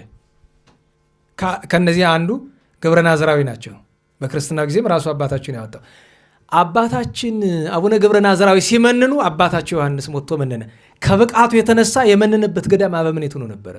እንዲያውም አባ ዮሐንስ ማለትም የአቡነ ገብረ ናዝራዊ አባት አርፎ ከተቀበረ በኋላ የአቡነ አብየ እግዚእ ረድ የነበሩት አቡነ ዳንኤል ታላቁ አባ ዳንኤል በገዳም ሳሉ ሁለቱ ተገናኙ። አቡነ ገብረ ናዝራዊና አቡነ ዳንኤል የተገናኙበት መንገድ ምንድነው? አቡነ ገብረ ናዝራዊ የጥምቀት በዓል ሲከበር የትናንት ታሪክ ልብ ብሏል። መጨረሻ ላይ ስለ ጥምቀት የሚናገር ኃይለ ቃል አለ አይደል? ብርሃነ ከሰማይ እንደወረደለት የሚያሳይ እሱ ታሪክ ነው።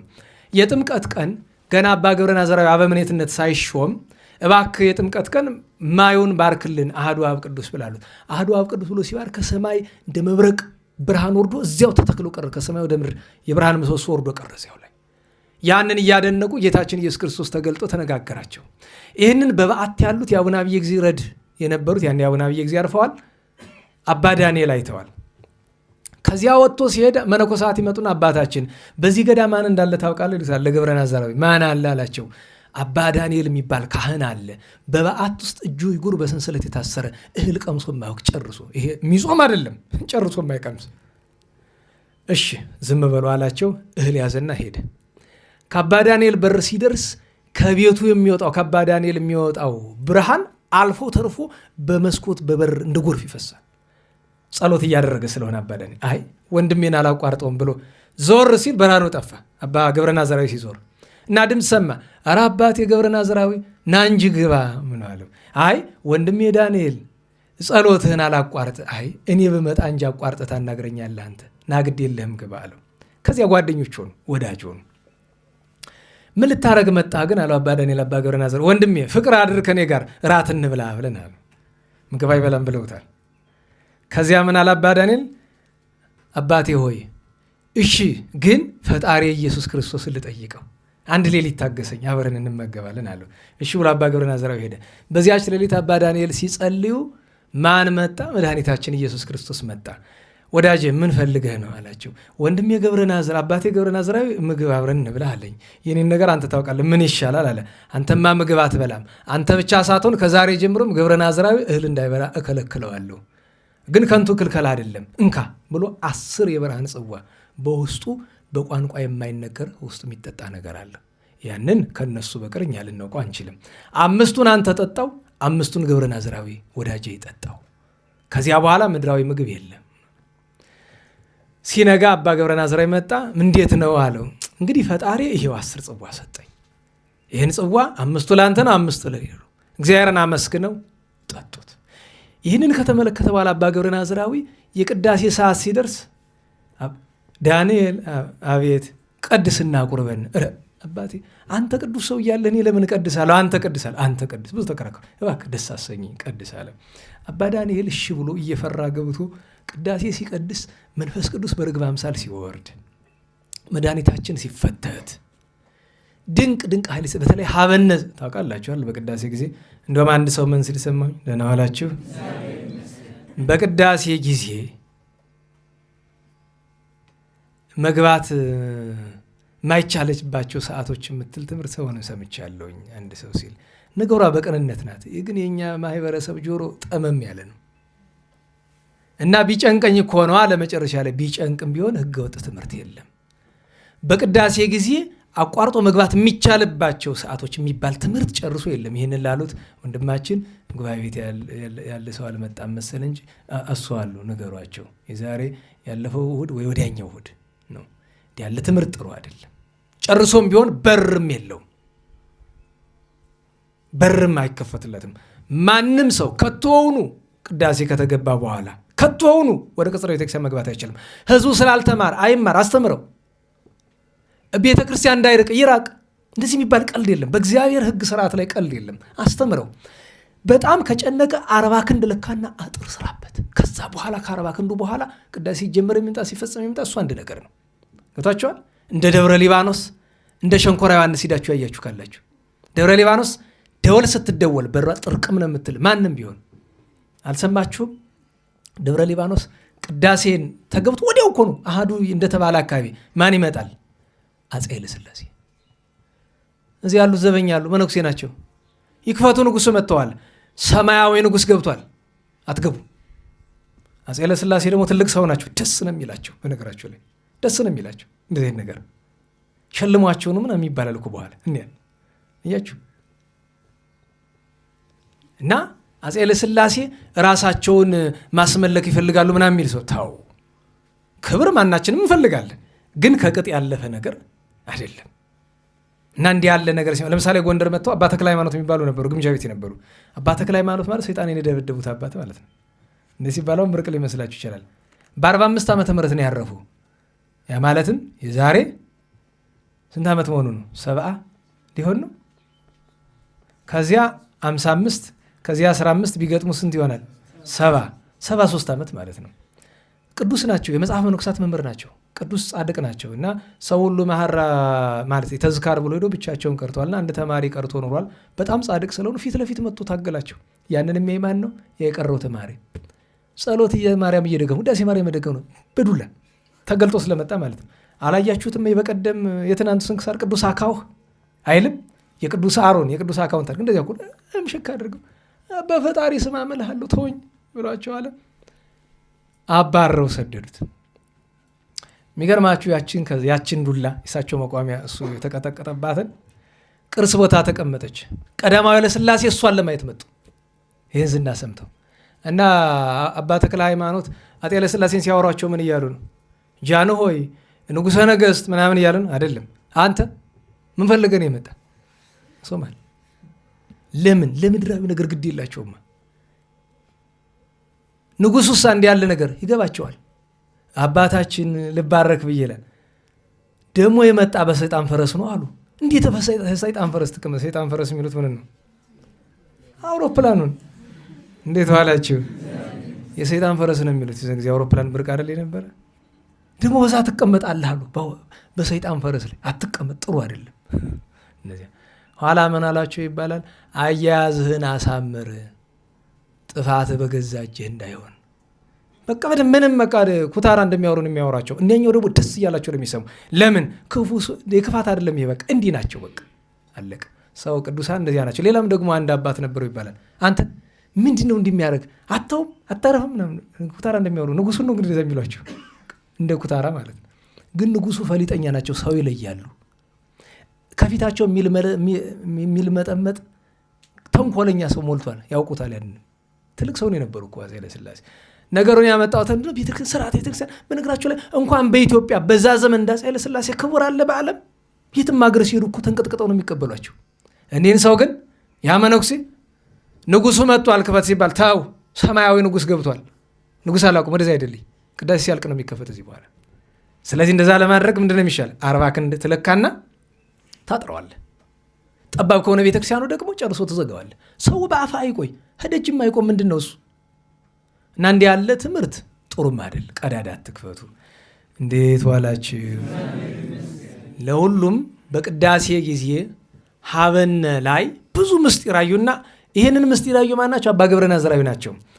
ኋላ ሲጨዋወቱ አንድ ነገር ተነጋገሩ እና አባ ዳንኤል አባ ገብረ ናዝራዊን አባ ገብረ ናዝራዊ በቅዳሴ ጊዜ ምን ነበር አላችሁ? ኧረ ምንም አላየሁ ብሏል። አባቴ ለእኔ ትሰውረኛለህ? ርግብ መንፈስ ቅዱስ ሲወርድ ጌታችን ብርሃኑን ሲገልጥ መላእክተ ሰማይን አይተሃል። ለምን? እኩል ነው ያዩዋ፣ በጸጋ እኩል ናቸው። ከዚያ በኋላ አንድ ቀን መጥቶ ምን ይሏቸዋል? አባ ዳንኤል ስለ አባቶት ምን ይላሉ? ስለ አባ ዮሐንስ አሏቸው። አባ ገብረ ናዝራዊን እኔ ምን እላለሁኝ አለ። አይ ከመቃብራቸው ሌሊት ብርሃን ይወርዳል እኮ ከአቡነ ዮሐንስ ማለት ነው። የስጋ ወላጅ እኮ ናቸው ለአባታችን ለአባ ገብረ ናዝራዊ። እውነትህን ነው አሉ። እንግዲህ የስጋ አባታቸው ስለሆኑ ጨነቃቸው። ጸልይ ዛሬ ሌሊት እግዚአብሔር እንዲገልጥልህ። በሌሊት ብርሃን ሲወርድ ብቻ አይደለም ያዩት፣ አቡነ ዮሐንስ ራሳቸው መጡ፣ የስጋ አባታቸው።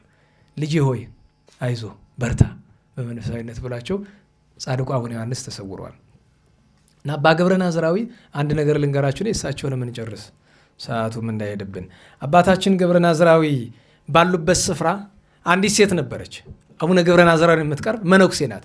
እቺ መነኩሴ በዓለም እያለች በጣም ጾር ያስቸግራታል። በነገራችሁ ላይ ሁልጊዜ ልምከራችሁ፣ የክርስቲያን ሕይወቱ ጥንቃቄ ነው። ደህና ዋላችሁ። ቅዱሳን ከበቁ በኋላ በዝሙት አልወደቁም? አንዳንዶቹ አልወደቁም? ለምንድን ነው የተጻፈ ያ ታሪክ? እንድንጠነቀቅ ነው።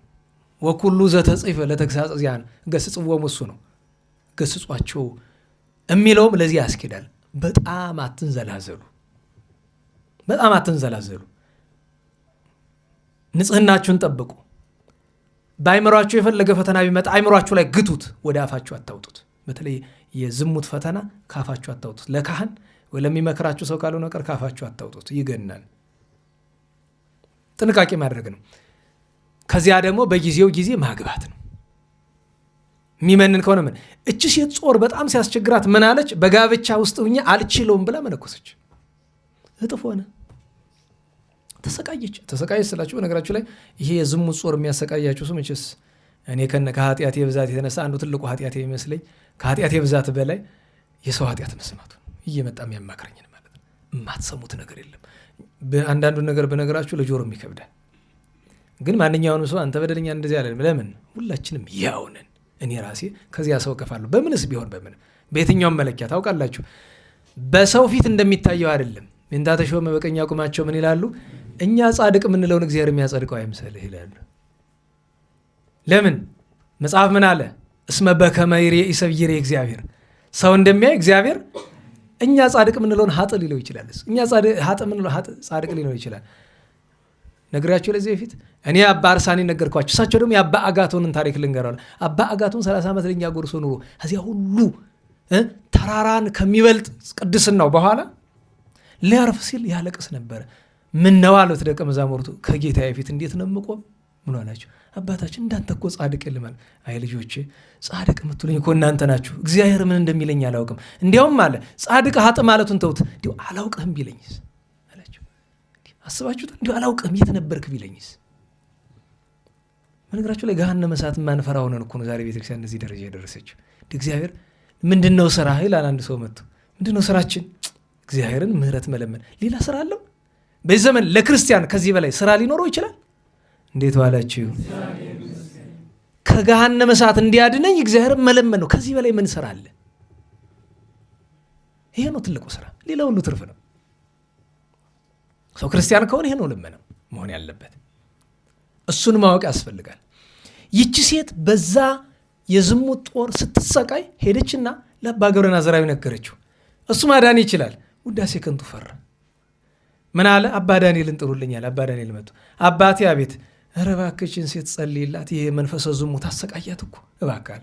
አባቴ የሁላችን የበላይ አንተ ጸልይላት እንጂ እኔ አልችልም። እሱም ያ ምን ያልችልም በመካከል ማለች ሲባሉ እሷ ናት የምትናደድ። እንግዲህ ደግሞ ሁለቱም እንደሚችሉ ታውቃለች። ደግሞ እሷ ከብዙ ክርክር በኋላ ምን አለ? አባ ገብረ ናዝራዊ እሺ አብረን እንጸልይላት አለ። የሚገርማችሁ ነገር የዛሬ አንዳንድ ፈዋሽ ነን የሚሉ ሰዎችን ተመልከቷቸው። በአንድ ጊዜ ልቀቅ፣ ምንድነህ፣ ወዴት ነህ፣ ስንት ነህ እያሉ ማለት ነው። ዳታ አስቡ። 6 ቀኑንም ሌሊቱንም ከቆሙ ሳያርፉ ከዘረጉ ሳያጥፉ፣ እሷ እንደ ድካሟ እየተኛችም እየተነሳችም እህል እየቀመሰችም፣ እነሱ ከእህል ከውሃ ተከልክለው ከቆሙ ሳያርፉ ከዘረጉ ሳያጥፉ 6 ቀን ሙሉ እያለቀሱ ጸለዩላት። ቀላል ነገር እንዳይመስላችሁ ታምር መስራት። በ7ኛው ቀን አባ ዳንኤል ምን አለ? ጌታችን ኢየሱስ ክርስቶስ ይቅር ብሏታል መሰለኝ ይችን ሰው፣ በመስቀልህ ባርካት ጠላት እንዲወጣላት አለው። አይ አሁን ቡራኬ አንተ ነው አለ። ኧረ አንተ ነው። በኋላ አባ ገብረ ናዝራዊ አባ ዳንኤል እባክህ አታስቸግረኝ አንተ አድርጋለሁ። እሺ አለና ወደዚያ ዞር አድርጓት መስቀሉን አወጥቶ ቢባርክ መንፈስ ዝሙት ሲወጣ እንዴት ብሎ ቢወጣ ጥሩ ነው? ምን የመሰለ ጎረምሳ ከአካሏ ተገንጥሎ ወጥቶ ቆመ ከጎኗ። ጥፍር ነሽ ምንድነሽ? ያኑ ሲያሰቃያት ሲያቃጥላት የሚኖር እና በያይዞሽ እግዚአብሔር ገላገዮሻል እግዚአብሔርን አመስግኝ ብሎ ያንን ግን እየነዳ ይዞት ወደ አባ ገብረ ናዝራዊ ሄደ። አባቴ ይሄያችን መነኩሴ ሲያሰቃያት ይኖሩ ይኸውልህ እንደምታርገው አድርገው። መጀመሪያ ግን እስኪ እንጠይቀው ምን ስትል ገባ? ከክርስቲያኖች የምትገባ ለምንድን ነው? ስጋው ደግሞ እየተቀበሉ አይ ስጋው ደግሞ የሚቀበል ሰው አንገባም እኛ። ግን በስጋው ደግሞ የሚዘብት ከሆነ ግን እጥፍ ነው ፈተናው እንጂ እግዚአብሔርን የሚያምን ስጋውን ደግሞ የሚቀበል ሰው ጋር መግባት አንችልም እኛ በትክክል በሐቅ የሚያደርገው ከሆነ። ከዚያ አባ ዳንኤል ምን አሉ? እንቅጣው አሉ። አባ ገብረ ናዝራዊ ኧረ እግዚአብሔር ፍጥረት ነውና ምን ክፉ ቢሆን እግዚአብሔር ይክፈለው እንልቀቀው ዝም ብለን ነው። ታው ግድ የለም አባ ገብረ ናዝራዊ ዝም ብለን ተዋዋሉት፣ ለቀቁት። በስንተኛው ቀን እየጮኸች መጣች። ያችሁ ራሷ ምንድነው ይባል? ምን በደልኳችሁ? ምክንያቱም ተመልሶ ሲገባ ጌታችን ተናግሮ የለ 7 ከሱ የከፉትን አይደል ይዞ የሚመጣ። ለካ እሷንም አጓጉሉን አግኝቷታል። ሲመለስ የቀድሞ ቤት ጌታችን ብሎ የለ ጠላት በወጣ ጊዜ ውሃ ወደሌለበት በረሃ ሄዳል አይደለም። በዚያ ለኑሮ አልመቸው ይላል። አይ ከዚህማ የቀድሞ ቤት ይሻለኝ ብሎ ወደ ወጣበት ወደ ማደሪያው ሰው ይመጣል። ያን ጊዜ ይላል ንስሐ ያልገባ ያልቆረበ ለእግዚአብሔር ፍቅር ያልተገባ ይሆን እንደሆነ የተደለደለ የተቀማጠለ የተነጠፈ የተጠረገ ቤት ሆኖ ያገኘዋል። አራ ይሄማ ይመቻል እኔ ብቻዬን አልኖርም ብሎ 7 ከሱ የከፉ አጋንንትን ይዞ ይመጣል። እንደዚያ ነው። ጮኸች። አባ ዳንኤል መጥቶ ብዬ ነበር እኮ በል እናስወጣል። አስወጡት። ያን ጊዜ ግን በመንፈስ ቅዱስ ኃይል አስረው ወደ ጥልቅ አሰጠሙት፣ ድጋሚ እንዳይወጣ ማለት ነው። አባ ገብረ ናዝራዊ ብዙ ገድል አድርገው በነገራችሁ ላይ ያልነገርኳችሁ በአፄ አምደ ጽዮን ዘመን 12 ዓመት ታስረዋል። ግን ንጉሱን ገስጸውት ማለት ነው። ሐይቀ እስጢፋኖስ፣ ደብረ ሊባኖስ፣ ሌሎችም ቦታዎች ላይ አገልግለዋል። በረከታቸው ይደርብን። አባታችን አባ እንድርያስ የሚባሉ ኢትዮጵያዊ ጻድቅ በኤርትራ ውስጥ ገዳም ያላቸው የአቡነ ኤዎስጣቴዎስ የአቡነ መርቆሬዎስ ረድ የነበሩ ቅዱስ ጻድቅ ናቸው። ረፍታቸው ነው። አቡነ ማትያስ ዛሬ ያሉ። አባ እስጢፋኖስ ከመንገድ ትናንት ስንክሳር ላይ ያነበባችሁት የሞተ ሰው አግኝተው ራሱን በበትራቸው ነቅነቀው አስነስተው ሲያጫውታቸው ከቆየ በኋላ እስከ ሲኦል አይደል መጣ። አባቴ ወደ እሳት አይመልሱኝ ጸልይልኝ ብሎ አለ። ከሲኦል አወጥተውታል። እሳቸውም ሲያለቅሱ ኖሮ ገዳመ ፍዩም ግብጽ ውስጥ የነበሩ ገድለኛ ናቸው። እናታችን ቅድስት አክሳኒ በቅዱስ ቴዎፍሎስ ሊቀ ጳጳሳት ዘመን የነበረች ሙሽርነትን ንቃ ገዳም ገብታ ንጽህናዋን ድንግልናዋን ጠብቃ 20 ዓመትም መመኔት ሆና አገልግላ ያረፈችና ስርያኮስ ሰማዕት አለ። በሮሜ ከተነሱ ቅዱሳት አንስት ሰማዕታት መካከል ፊልንማ እያለኒ ሰረባሞኒ አሉ። የመጨረሻው ዛሬ ትልቁ በዓል የማህበረ ዶጌ ይባላል። ዶጌ፣ ዴጌ፣ ዲጎ፣ ዳጓ ይባላል። ደጎቹ ማለት ነው። ታሪካቸውን በቀደም አልተረኩላችሁ የነበራችሁ ረቡዕ ዕለት ተርኬላችኋለሁ። የጽዋ ማህበር ጉዳይ ጥያቄ ስጠይቁ ተተርኳል። እነዚህ ቅዱሳን ዛሬ ጌታችን ተገልጦ ቃል ኪዳን የሰጠበት ነው። ነገ ዕረፍታቸው ስለሆነ በሚቀጥለው ሳምንት ስማቸው እናነሳለን። ወደ ኋላ እንመለስ።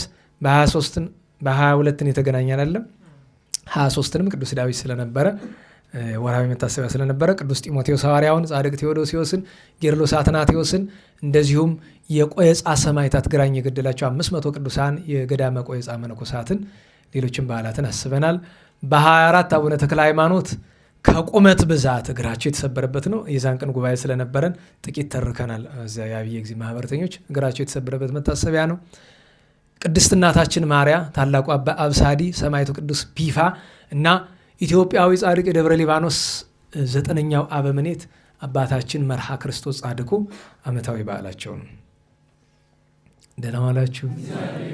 መልካም እንግዲህ ያ ሰውዬ ደህና ዋላችሁ እያልክ ልብ አታፍስ ብሎኛል።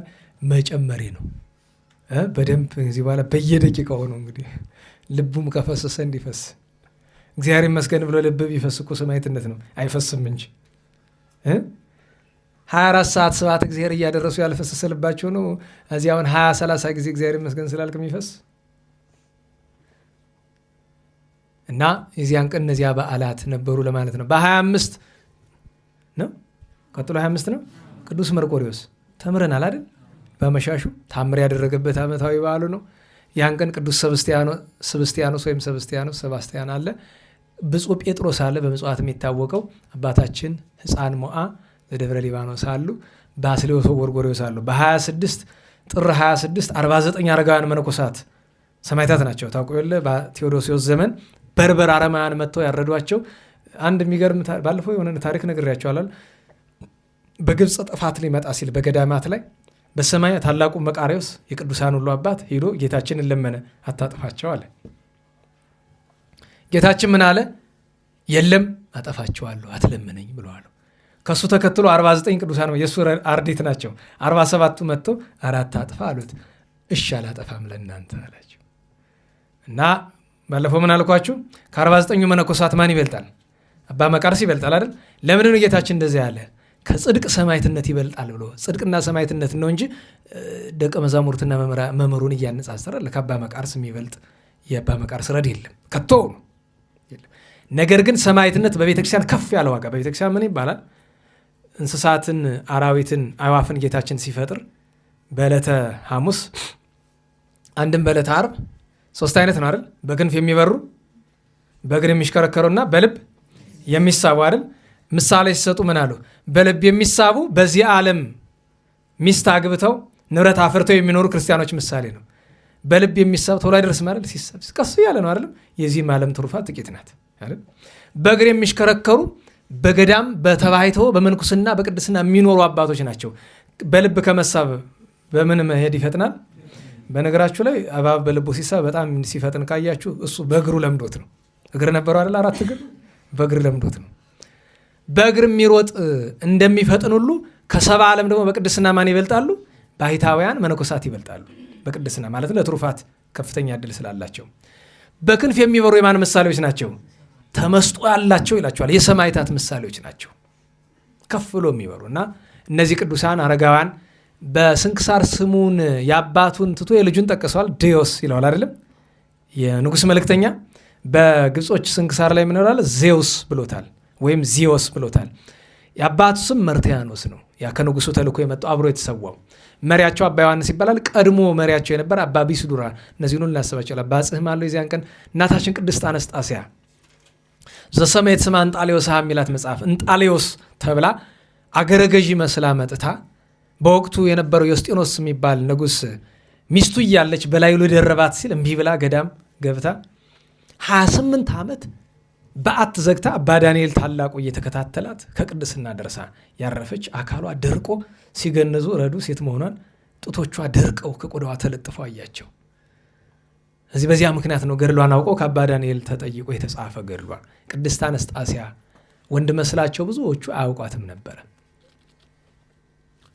እና የዚያን ቀን እነዚህ ሁሉ ቅዱሳን ነበሩ። ሌሎችም ዮሴፍ መፍቀሬ ነዳያን ነበረ። ትንሹ ቴዎዶሲዮስም ዓመታዊ በዓሉ የዚያን ቀን ነው። በ27 ምን 27 ነው? ወሩ ምንድን ነው?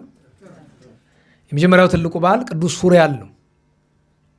ሄኖክን የመራ ኖህን ከጥፋት ውሃ ያዳነ መርከብ እንዲሰራ ከገነት አንድም ከደብረ ቅዱስ ቀሊላን እጽዋትን እያመጣ መርከብ ያሰራው ፍጥረቱን ሁሉ ምንድነው የሚለው የዚያን ቀን ሰላም ለከ ዘረከብከ ሞገሰ ሱባያተ ትፍትን ወዘማይምክት ከርሰ ሱራኤል ምንድነው ሱሪያል መልአክ እንዘ ትስል መንፈሰ ኩሎ ፍጥረተ አመ በማየ አይደም ሰሰ እግዚአብሔር አትረፈ ሰማንየተ ነፍሰ 8ቱን ነፍስ እግዚአብሔር እንዲያተርፍ ጠዋት ማታ ይለምን ነበር። ኖ በመርከብ ውስጥ እንዳይጠፋ ይለምንለት የነበረ ከወጣ በኋላ ለ350 ዓመት ረዳቱ ቅዱስ ሱሪያል ነበረ። ቅዱስ ኡራኤል ለዕዝራ ጽዋ ልቦና ካጠጣው በኋላ የመጻሕፍትን ምስጢር ይነግረው የነበረ ቅዱስ ሱሪያል ነው። በዘመነ ሰማዕታት በገድለ ሰማዕታት ቅዱስ ዮልዮስ በጻፈው በብዙ ቦታ ስሙ ተጽፏል። ከሊቃነ መላእክት በማዕረግ 4ኛ ነው። ሚካኤል፣ ገብርኤል፣ ሩፋኤል ብለን 4ኛ በማዕረግ ሱሪያል ነው። ሌሎች ስሞች አሉት አይደል? ሱሪኤል ይባላል፣ ሱሪያል ይባላል፣ ሳፍራ ይባላል። እንደዚሁ ነው ምን ይባላል? እስራኤልዩ ይባላል። እና በእውነቱ በአንዳንድ መጻሕፍት ኡራኤልና ሱሪያል አንድ ናቸው ይላል። ያልቀና ነገር ነው። የተለያዩ ናቸው። የተለያየ ለመሆናቸው ቁልጭ ያለው ማስረጃ ሌላ አይደለም። መጽሐፈ ሄኖክ ላይ ሁለቱንም ጠርቷቸዋል በተለያየ ስፍራ። እንደገና ደግሞ በአንድነት ጠርቷቸዋል። ሁለቱን አንድ አድርጎ ሳይሆን እገሌ ወገሌ ብሎ ማለት ነው። ወ ከተጨመረ ሌላ ነው። እሱንም ማስተዋል ይገባል። ያን ቀን ነቢዩ ቅዱስ ሄኖክ ያደረገበት ነው። የሄኖክን ጽድቅ ታውቃላችሁ። ኃጢአት በበዛበት ደቂቀ ሴት ከደቂቀ ቃየል በተገላቀሉበት ጽድቅ ኃጢአትን ማሸነፏ ቀርቶ ኃጢአት ጽድቅን ባሸነፈችበት በዚያ ዘመን አካሄዱን ከእግዚአብሔር አድርጎ ከምግብ ተለይቶ በደብረ ቅዱስ 7 ዘመን አልቅሶ እግዚአብሔር ከምን ሰወረው? ከሞት። ሊቁ ይህን አይቶ ምን አለ? እግዚአብሔርን ሲያመሰግነው በአቤል አፍርሆሙ ወሄኖክ አንቁሆሙ። በዚያ ዘመን የነበረውን ሰው በአቤል ምን አረጋቸው? አስፈራራቸው። ምን አለ ብሎ? ሞት። ወሄኖክ አንቆሙ፣ እንደ ሄኖክ ደግሞ ከሞት ማምለጥ አለ ብሎ በሄኖክ ልባቸውን አነቃ። ሄኖክ ማለት ተሐዳሲ ተሐድሶ ማለት ነው። ብሌት እንዳያገኘው ከምግብ ተከልክሎ የገባ ነው። እችም ተሐድሶ የሚለውን ቃል ሰዎች ለክፉ ተጠቀሙበት እንጂ እኛ የምንጠላው አይደለም። ተሐድሶን የምንጠላው መቼ ነው? ሃይማኖት ይታደስ፣ ቤተክርስቲያን ይታደስ ሲሉ እንጠላዋለን። የሰው ልጅ ያረጀ አካሉ በንስሐ ይታደስ ሲባል ግን በጎ ነው አይደለም? በጎ ነው አይደል? የድሃ ቤት የፈረሰ የድሃ ቤት ቢታደስ ጥሩ ነው። እንዲህ ያለ ተሐድሶ የድሃ ቤት ቢያድሱ ጥሩ ነው። የቆሸሸ ሰውነት በንስሐ ቢታደስ ጥሩ። ቤተ ክርስቲያን ግን ከቶኑ አትታደስም። ሃይማኖት አይታደስም። እግዚአብሔር አይታደስም ከቶኑ። ለምን? ብሌት አያገኘውማ። ቅዱስ ሄኖክ ጢሞቴዎስ ሐዋርያው ፍልሰቱ ነው። ታላቁ አባ ቢፋሞን ወደ ሰማዕትነት ሲሄድ እንዴት ነው ሄደ? ነጭ ለብሶ ነጭ ጭራ ይዞ አይደል? በነጭ ፈረስ ተቀምጦ አይደል ሄደው? ለምን? ወደ ሰርግ ነው የሚሄደው። የቅዱሳን በነገራቸው ላይ ታምረ ማርያም ላይ ያለ አንበቡት ታሪኩን። እመቤታችን ስትጎበኘው፣ ስታጽናናው፣ ስታበረታው ጌታችን ሲያነጋግረው ይገልጣል። ሀገራው ሲም ማለት ምስር የአሁኗ ካይሮ ወይም ኦልድ ካይሮ የሚባለው የዚያ ክፍል የነበረች ናት። ሌላው የዚያን ቀን አባ ሰራቢዮን ሰማዕት ነው። ሀገረ በብኑዲ የተነሳ ደቀኛ ሰማዕት ነው። በ28 ጥር 28 ጌታችን ህብስት አበርክቶ ያበላበት ነው። 2 ጊዜ አይደል ህብስት ያበረክት? አንድ ጊዜ በ5 ህብስት አይደል? አንድ ጊዜ በ7 ህብስት አበርክቶ። ሁል ጊዜ ነግራችኋል አይደል? ጌታችን ህብስት ሲያበረክት 4 ነገር አድርጓል ይላሉ አባቶቻችን። እስቲ ጉንዶ ጎዝ ይሄን እርግጠኛ ነኝ አንድ 10 ጊዜ ነግሬያችሁ ይሆናል። በሐተታም በጥሬ ዘርም ጌታችን ሲያበላ መጀመሪያ አበርክቶ ያበላቸው ውሃ ዳር ላይ ነው። ያዙ ምን ላይ? እንግዲህ ሌላ ጊዜ ስጠይቁን እንትን እንዳትሉ። ሁለተኛ ከከተማ ውጪ ነው፣ በረሃ ነው። ከተማ በአካባቢው የለም። እንዴት ዋላችሁ? ሶስተኛ ሰርክ ላይ ነው፣ ሊመሽ ሲል ነው። አራተኛ ያበረከበበት ስፍራ ሳር አለው መቀመጫ። ለምን? አይሁድና ሴት ምክንያት ይወዳሉ ይላሉ። እንግዲህ ሴቶች እንግዲህ ትርጓሜ ነው የሚላችሁ አይደለም። አይሁድና ሴት ምክንያት ይወዳል። ዛሬማ ወንዱም ሴቱ ነው የሆነ ነገር ሲባል አጥፍቻለሁ፣ አርማለሁ ወይም ደግሞ ዞር በለልኝ ትክክል ነኝ እንደማለት ምክንያት። እንዲህ እኮ ሆኖ ነው፣ እንደዚያ እኮ ነው እንደ ሴት። ዛሬ ሴቱ ተሻለ፣ እናንተ ደህና ናችሁ። አሁን ትርጓሜ እንደ ሴት ያለ እንግዲህ በዛ ዘመን ለነበረው ሴት ሊሆን ይችላል። ኧረ ለምን አቆላምጣችኋለሁ እናንተን ነው ዳገባን። አዎ ምክንያት አታብዙ እምልሽ። ታረም ሚስት በይ መታረም ነው። አይሁድና ሴት ምክንያት ይወዳሉና ግን እናንተን ከአይሁድ ጋር ማነጻጸሩ አይደለም። እንዲህ ብንሆን እኮ ነው እና ከውሃ ዳር ያደረገበት ምክንያት አይሁድ በተፈጥሯቸው ካልታጠቡ መብላት አይወዱም። አይሁድና ሰላም መገለጫቸው ውሃ ይወዳሉ። በሁሉ ጊዜ መታጠብ ነው የሚወዱ አይደለም? እንደዛ ነው። ስለዚህ በቆሸሸ እጃችን ለመብላት ተጠይፈን ስላልበላ ነው እንጂ በርክቶ አይደለም እንዳይሉ። 2 ሳር አለ አይደለም? ቆርጠጥ ብሎ የበሉት ምግብ ሆድ በጉልበት ይያዛል አይደል? አይመችም። መቀመጫ አልመቸን ብሎ መቼ በልተህ ነው እንዳይሉ ጥሩ ሳር ያለበት ስፍራ ወስዷቸዋል። 3ኛ ምሳችን ጥርግ አድርገን በልተን የለ እንዳይሉ እስኪመሻ ቆይቷቸዋል እያስተማረ። 4ኛ የመጨረሻው ምንድን ነው? ከከተማ አወጥቷቸዋል። ጎበዝ ደቀ መዛሙርት አሉ እየተሯሯጡ ከከተማ እየገዙለት እንዳይሉ ምክንያት አሳጣቸው። እንዲያውም ይህንን አበርክቶ ካበላቸው በኋላ ምን አሉ? በአማን ዝንቱ ውእቱ ነቢይ፣ ይህስ በእውነት ነቢይ ነው ዘመፃ ውስተ ዓለም ብለው አሉ። ወፈቀዱ ይምስጥዎ፣ ነጥቀው ወይ አንግስዎ ሊያነግሱ ተወደዱ አለ። ወተግሰ እምኔሆሙ፣ ራቃቸው የዛን ጊዜ ይላል። እና አበርክቶ ያበላ መድኃኔዓለም እኛ እኮ ፍቅሩን 1 አርምሞውን 2 ትዕግስቱን 3 ትሕትናውን 4 ንጽህናውን 5 ሌላም እንዲያበረክትልን ይሻላል። ህብስቱን በዚያ ተርጉመን እናገረዋለን። መድኃኔዓለም ይማረን። የዚያን ቀን ቅዱስ ቀሌምንጦስ 7 ጊዜ ሞቶ የተነሳ በ5 አውደ ምኩናን 7 ጊዜ ሞቶ የተነሳ የአክሮሲያ ልጅ ከሀገረ ኪራስ የሮም ግዛት ናት። ሰማዕትነቱ ነው። ቅዱስ አካው ሰይጣን ሊፈትነው መጥቶ ግጥም አድርጎ ደብድቦ አስጭፎ አስለፍልፎ የሰደደው በኋላ በሰማዕትነት ያለፈ ግብፃዊ መነኩሴ ነው ቅዱስ አካው። ሌላኛው ዮሴፍ አይሁዳዊ ነው። የዮሴፍ አይሁዳዊን ታሪክ ሰዓቱ ሂዶ ነው ሙጫ ነው ገና ነው እንላለን። ከባለፈው ነው እንጂ ሰዓቱ እንኳ ሂዷል። ዮሴፍ አይሁዳዊ በታምረ ማርያም አለ። ልብ አላላችሁት ካልሆነ በቀር በስንክሳር ብቻ ሳይሆን በታምረ ማርያም አለ። ዮሴፍ አይሁዳዊ ነው። የአይሁዳዊ ትምህርት ሊማር ሲሄድ በመንገድ የክርስቲያኖች ትምህርት ቤት አለ፣ ቤተክርስቲያን። እናቱ ምን አላት? አብሬ ልማር አላት። ሲያለቅስባት አስገባችሁ። ይማራል። ታዲያ ሲጨዋወቱ እናላችሁ ሲጨዋወቱ ስርዓት እንትና መጡ። መንፈሳዊ ጨዋታ መጡ።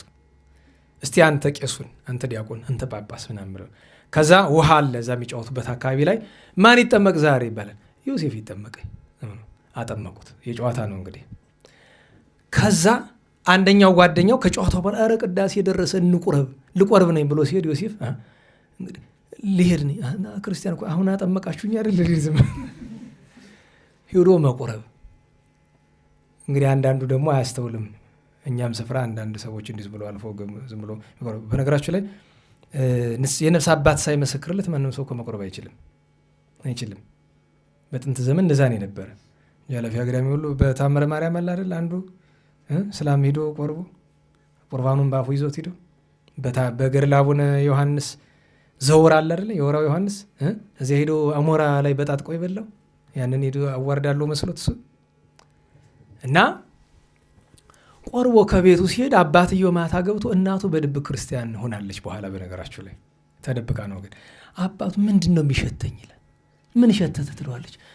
እንዴ ነፍስ ከስጋ የሚለይ ነገር ነው እንዲሁ ይህ ምን መዓዛ ነው ይላል። ኋላ ቢያይ ያለመጣለታል። ይህ ጠረን ከዚህ ኩታራ ይመስላል፣ እዚህ ሕፃን ይመስላሉ። ቢጠጋ ከሱ ነው እንግዲህ ሲቆርብ እውነትም ቁርባኑ ተዋህዶታል። ምክንያት ሕፃናቱ ሲያቆሩት መንፈስ ቅዱስ ሲያጠምቁት አብሮ አጥምቆት አለከ።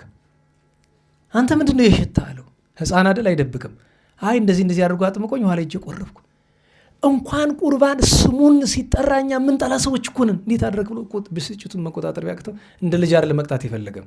ምድጃ አለ፣ የእሳት ምድጃ፣ የጥንት የእሳት ምድጃ ወሸባ ቤት ማድረጊያ ነው። እና ቤት ይሰራና እዛ ሙሉ ላይ እንጨት ይደረደርበታል፣ እሳት ይነዳል። ከዚያ ፍሙ ሲመርት ወይም የፍም ምርት ሲፈጠር ከዚያ በኋላ እንዳይጠፋ ይጨምሩበታል። እና ለረጅም ዓመታት አይጠፋም። እዛ ውስጥ በላይ ነው የሚገባው፣ በውስጥ እንጨት ነው የሚያስገቡበት።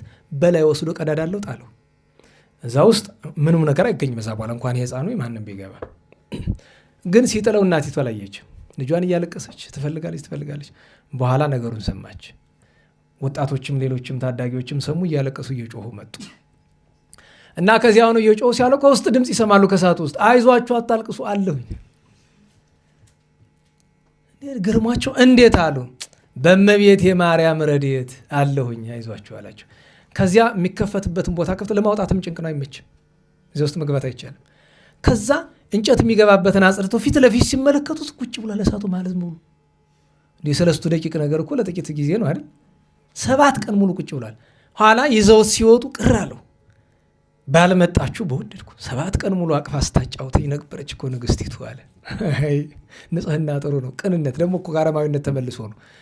ኋላ አባቱም ቤተሰቦች ይህን ተአምር አይተው ተጠመቁ። መንኖ በረሃ ገባ። እመቤታችን 28 ዓመት ሲለምናት ኖሮ እመቤታችን በዕረፍቱ ቀን ታቅፋ ከመላእክት ጋር በክብር አሳርገዋለች። እግዚአብሔር በረከቱን ያሳድርብን። የዛሬውን 29ን ተነጋግረናል። ነገ 30 ነው ትልቁ በዓል። እናታችን ቅድስት ኦርኒ ሐዋርያዊት በ5 ነገሥታት መከራ የተቀበለች፣ ቅድስት ሶፊያ ልጆቿ ጲስጢስ፣ አላጲስ፣ አጋጲስ ደህና ዋላችሁ። በቀደም ስለ ጽዋ ማኅበር ስንነጋገር የሐዋርያት ማይዳቸው ስሙ ምን ነበር አለ? አንድነታቸው አጋፒ ይባላል። አጋጲስ እና አጋፒ የቋንቋ ልዩነት ተመሳሳይ ነው። ምክንያቱም አጋፒ አጋጲስ ማለት ፍቅር ማለት ነው። ፍቅር ማለት ነው። ጲስጢስ፣ አላጲስ፣ አጋጲስ ያው እምነት፣ ተስፋ፣ ፍቅር ነው። እናታቸው ሶፊያ ጥበብ፣ ጥበበ ክርስቶስ ተብሎ ተርጉሟል። እናታችን ቅድስት ጤቅላ ወይም ጤቀላ 4 ደናግል ማርያም፣ ማርታ፣ አብያምና አመት አሉ። ታላቁ ሊቅ ንባቤ መለኮት ቅዱስ ጎርጎርዮስ፣ አባ ክርስቶስ ሶርያዊ መነኩሴው፣ አባ ሚናስ ግብፃዊ፣ ሌሎችም ቅዱሳን ነገ ዓመታዊ ባላቸው ነው። ጻድቃነ ዳዌ ነገ ዓመታዊ ባላቸው ነው። በአንድ የካቲት 1 ቀን ጉባኤ ቁስጥንጥንያ ነው። 3 ምዕት የሚያከብር ሰው አብሮ ማክበር አለ። 3ቱ ጉባኤያት በሙሉ እንዳንድ ነው የምንቆጥራቸው። 150 ቅዱሳን ሊቃውንት። ቅዱስ ጴጥሮስ ተፍጻሜተ ሰማዕት አለ። ታላቁ ኢትዮጵያ አባ ሲኖዳ ፍልሰቱ ነው። እንደዚሁም አቡነ እንድርያስ የሚባሉ ኢትዮጵያዊ ጻድቅ ዓመታዊ የዕረፍት በዓላቸው ነው። በ2 ሐዋርያው ቅዱስ ቶማስ ታምራቱ ነው። ታላቁ የመጀመሪያው ባህታዊ ቅዱስ አባ ጳውሊ ያለ፣ አባ ለንጊኖስ፣ አባ ጴጥሮስ፣ አባ ሉኪያኖስ የሚባሉ ቅዱሳን ሁሉ የዚያን ቀን አብረው አሉ። የሰማችሁ ነው። በ3 ሶርያዊ ወለባሃዊ ቅዱስ ኤፍሬም ፍልሰቱ ነው ውዳሴ ማርያም የደረሰው። ታላቁ መላእክትን የመሰለ አባ ጳውሊና በቤተ ክርስቲያን ታሪክ ስህተት እንዳንሰራ ለጥንቃቄ የመጀመሪያው ተጠቃሽ አባ ያዕቆብ ነው። እንደ ማዕረግ ስም ተሰጥቶታል። ምን ተብሎ? ዘስሕተ በወለተ ንጉሥ የተባለ ከብቃት በኋላ በንጉሥ ልጅ ምክንያት ድንግልናውን ያጣ የተባለ ታላቅ ቅዱስ አባ ያዕቆብ የዚያን ቀን ነው። በ3 በ4 ደገኛ ሐዋርያ ቅዱስ አጋቦስ፣ ደገኛ ጻድቅ የአባ ሙሴ ጸሊም ጓደኛ የነበረው አባ ዘካርያስ ትሩፈ ምግባር፣ ከኢትዮጵያ ደግሞ ሰማዕታተ አሬንጎ በሱስንዮስ ዘመን የታረዱ ቅዱሳን ሰማዕታት ናቸው። ወደ 85 የሚያክሉ። እንደዚሁም የዚያን ቀን ጥንተ ጾም አብይ ይባላል። በጥንተ በዓሉ አብይ ጾም የሚገባው የካቲት 4 ቀን ነው ስለሚባል ማለት በጥንተ በዓሉ ነው። ታዲያ በ5 ታላቁ ሊቅ ቅዱስ አቡሊዲስ አለ። በግረኛ የነበረው ከኃጢአት የተመለሰው አባ እብሎ ያለ። ሌላኛው ከኃጢአት የተመለሰው አባ ብሶይ ጴጥሮስ አለ። እና አባ አክረጴዎስ እና አባ ነው ጻድቅ መነሳነሱ ዘወርቅ ተብሎ ማድረግ እኮ ነው። ጻድቅ ነው የበቃ ሆኖ ግን በእጁ የወርቅ መነሳነስ የነበረች እሷን የማይለይ ከእጁ ስሙን አቀረች። መነሳነሱ ዘወርቅ ግብፃዊ ነው። የዛሬ ሳምንት በ6 የምንገናኘው አንደኛ አቡሊዲስ ስጋው ከባሕር የወጣበት ዓመታዊ በዓል፣ ሁለተኛ ሰማዕታት አቡቂር ዮሐንስ፣ ቴዎድራ፣ ቴዎፍና፣ ቴዎዶክሲያ የሚባሉ ቅዱሳት አንስት ሰማዕታት። የመጨረሻ ግን ሌላ ትልቅ በዓል አለ በ6 የሚከበር በጣም ለሁላችን የሚስማማ በዓል ጎበዝ የሚያስታውስ እናታችን ቅድስት ማርያም እንተ እፍረት። አዎ በጣም በጣም ከኃጢአት የተመለሰችው እና እግዚአብሔር ሁላችን እዚያ ሰዎች ይበለን። 2 ደቂቃ እንጠቀም፣ 3 5 በቃ ችግር የለውም ይሁን። ሀተታ ነው። ታዲያ ርዕሳችን ምንድን ነው? ሀተታ ለማብዛት ለማሳጠር እኮ መጨረሻ የማደርገው የቅዱሳን ታሪክ እንዳይቀርብኝ። አሁን ልብ በሉ። ከማንሻዋ ጀምሬ ጥቂት ልላችሁ ነኝ። ገና ሲጀምር ለኤፌሶን ሰዎች ቅድም ነግሬያቸዋለሁ። የኤፌሶን ሰዎች ምንድን ናቸው? በጎ የሰሩ ግን ክፉ ሰዎች በመካከላቸው ገብቶ የሚፈትኗቸው። መልእክቱ ምንድን ነው? አይዟችሁ፣ በያዛችሁት በርቱ፣ ከነዚያ ሰዎች ራቁ ለማለት ነው። እንግዲህ እንደተወደዱ ልጆች እግዚአብሔርን ምሰሉ። ልብ በሉ፣ እገሌን አይደለም። መጀመሪያ ማንን ምሰሉ? እግዚአብሔርን ምሰሉ። ክርስቶስ እንደወደዳችሁ ራሱንም ለእግዚአብሔር በጎ መስዋዕት የሚሆን ቁርባን አድርጎ እንደሰጠላችሁ በፍቅር ተመላለሱ። ስብከቱ ምንድን ነው? አትጣሉ፣ ተዋደዱ ነው። ልብ በሉ። ግን ተዋደዱ ማለት ግን በእምነት ከማይመስል ጋር ተጨመላለቅ ማለት አይደለም። ቀጥሎ ያመጣል። ነገር ግን አለ እንግዲህ በፍቅር ተመላለሱ። በኋላ ግን ነገር ግን ምንድን ነው? ለዚያ እንዳንጎዳበት እንዴት መሄድ እንዳለብን መግለጫ ነው። በዓለማዊ አፍራሽ ይባላል፣ ለማፍረስ አይደለም። ለቅዱሳን እንደሚገባቸው ዝሙትና ርኩሰት ሁሉ ወይም ቅሚያ አይሰማባቸው አለ። አያችሁ፣ ዝሙት፣ ርኩሰት፣ ቅሚያ በእናንተ አይሰማ።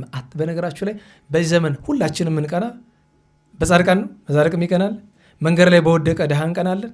በተቀደሱ ሰዎች እንቀናለን። በማን ነው እንቀና? ገንዘብ ባላቸው፣ ዝና፣ ስልጣን ባላቸው። እነዚህ ሰዎች ከሞላ ጎደል 99% ራሳቸውን ያረከሱ ናቸው። ለዚያ ሲሉ ላገኙት ነገር። ሁሉን ማለት አይደለም፣ ሁሉን ላይሆን ይችላል።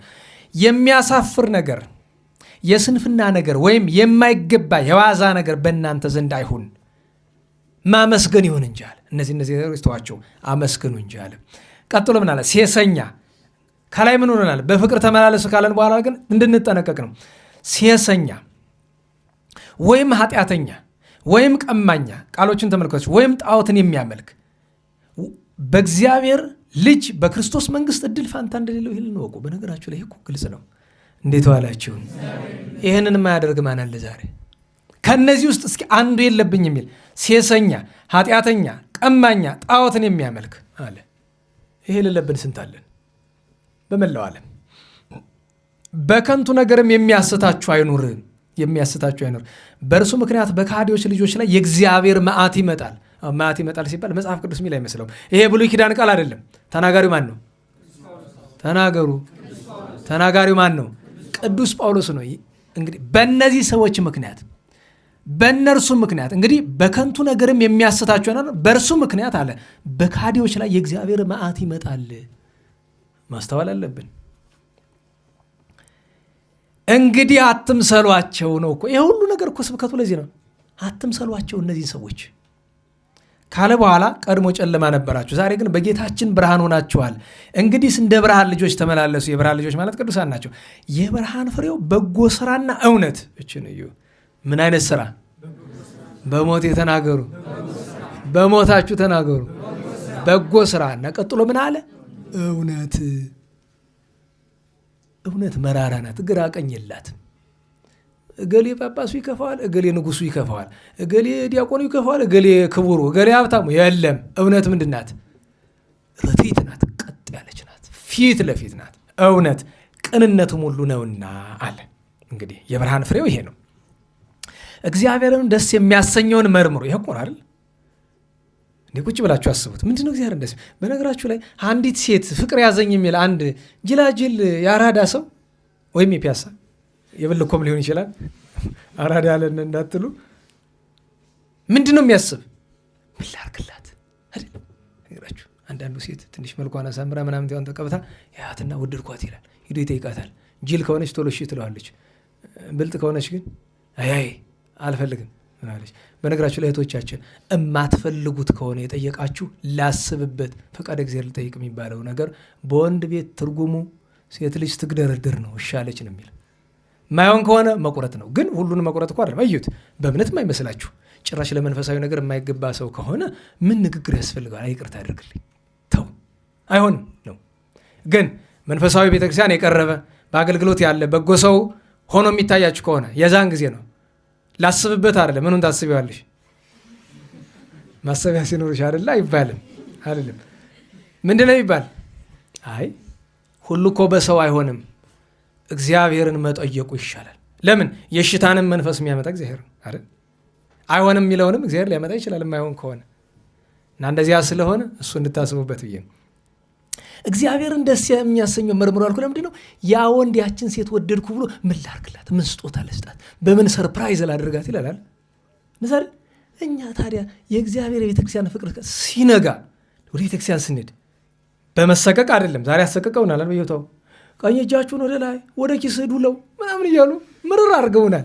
ቤተክርስቲያን ለመሄድ ሩፋኤል ቤተክርስቲያን ሲመረቅ እንደኔ የተደሰተ የለም። ለምን? ልመናው ያሰቅቃል። አልገባም እኮ አውጭን ሞት ለምን ለምነው ሊያሰቅቁኝ አይችሉም። የቅዱሱን መልአክ ስም እየጠሩብን፣ ምክንያቱም ተጠርቶ አለመስጠት ስለሚከብድ። ኋላ ግን ምን አመጣን? ኧረ ለከ ስብሐት፣ ኧረ ምስጋና ላንተ ይሁን። እንግዲህ እንዴት እንድረስ ታዲያ? አንዲቱ መጣችና 1 ሚሊዮን ብር፣ እንደ ዛሬ 1 ሚሊዮን ብር ቆሎ ሳይሆን ማለት ነው። ዛሬም እርግጥ ለሚበዛበት ብዙ ነው። 1 ሚሊዮን ብር ልሰጥ ነው ለሩፋኤል፣ ግን እሱ ካልፈቀደ ብላለች አለኝ። አባቷ ነው አጎቷ መጡ። አይ እንግዲህ ለሩፋኤል መስጠት ፈልጋለች አልፈለገችም? ለቤተ ክርስቲያኑ ለዛ ፈልጋለች። ወደ እኔ አትምጣ። ለምን? ለአንዱ ገዳም ነው የምልክባት። ሌላ ስራ ነው የማውለው። ምክንያቱም ይሄ ቤተክርስቲያን የሚሰራው የጥጋብ ነው። ስንት ጊዜ ተናግሬያለሁ። በከተማ የሚሰራው ቤተክርስቲያናት 99.9% የጥጋብ ናቸው። መስጠት አይገባም። 100% ነው የምላችሁ፣ አይገባም። 100% ከኃጢአት ነው የምንቆጥረው። ለምን? ድሃ እየተራበ አላያችሁትም? ድሃ እየተራበ ችግር ነው እኮ። በቀደም አልነገርኳችሁም? እናቶች ይመጡና እያስጠናቸው ይመጡና እንዲያው ቸግሮኝ ርቦኝ ይላሉ። ዝም እየተከየሳቸው ጴንጤዎቹ እኮ እንርዳሽ ብሎኝ ነበር፣ እንዲሁ ሃይማኖቱ ነብኝ ነው ይላሉ። ምንድን ናት? ማስፈራሪያ ናት። ካልረዳኸኝ ወደ ጴንጤ ልሄድ ነኝ ነው። አየው፣ እስከዚህ ድረስ ያደረሳቸው አንድ የእምነት እጥረት ነው አውቃለሁ። ዋናው ግን ምንድን ነው? ረሃብ፣ ችግር እና አንድ ወንድ ለአንዲት ምድራዊት ለአንዲት ተራ ምናምን የተቀብታ ሰው ለምትመስል ለተርታ ሴት ይህን ያህል ሲጨነቅ እኛ ላይ ቤተክርስቲያን ስንመጣ ፈጣሪ ምን ይዤ ልሄድ?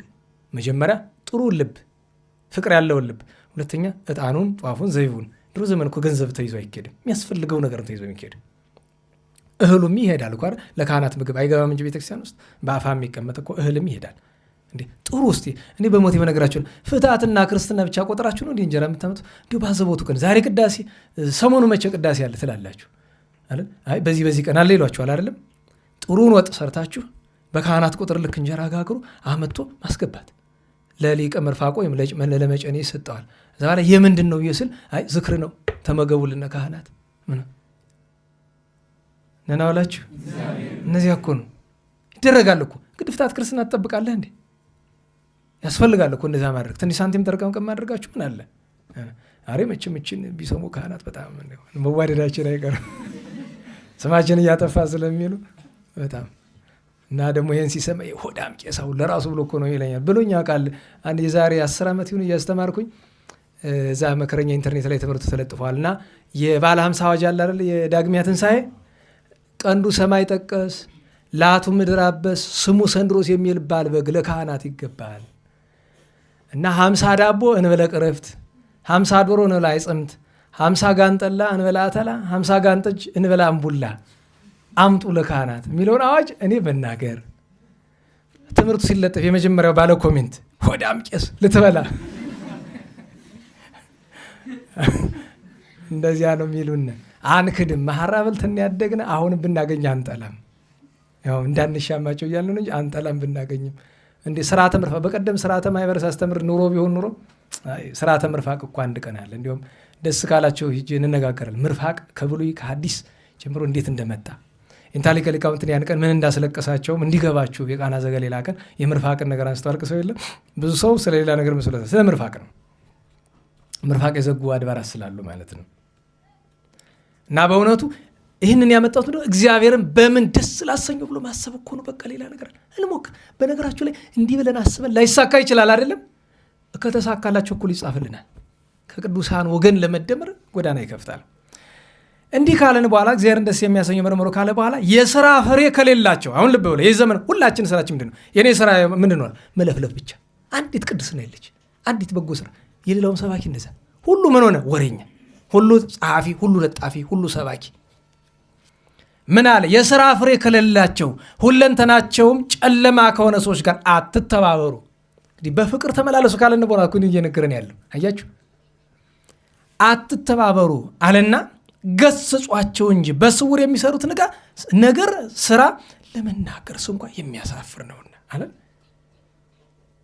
አያችሁት? እየተሰራ ቅድም ሪከርድ አስጠፍቼ ነገርኳችኋል አለ። እንደዚያ እያንዳንዳችን የምንሰራው ስራ የሚያሳፍር ነው። ታዲያ ገስጿቸው ሲባል ሰው የመጀመሪያ ተግሳጹን እማን ላይ ነው ማሳረፍ ያለበት?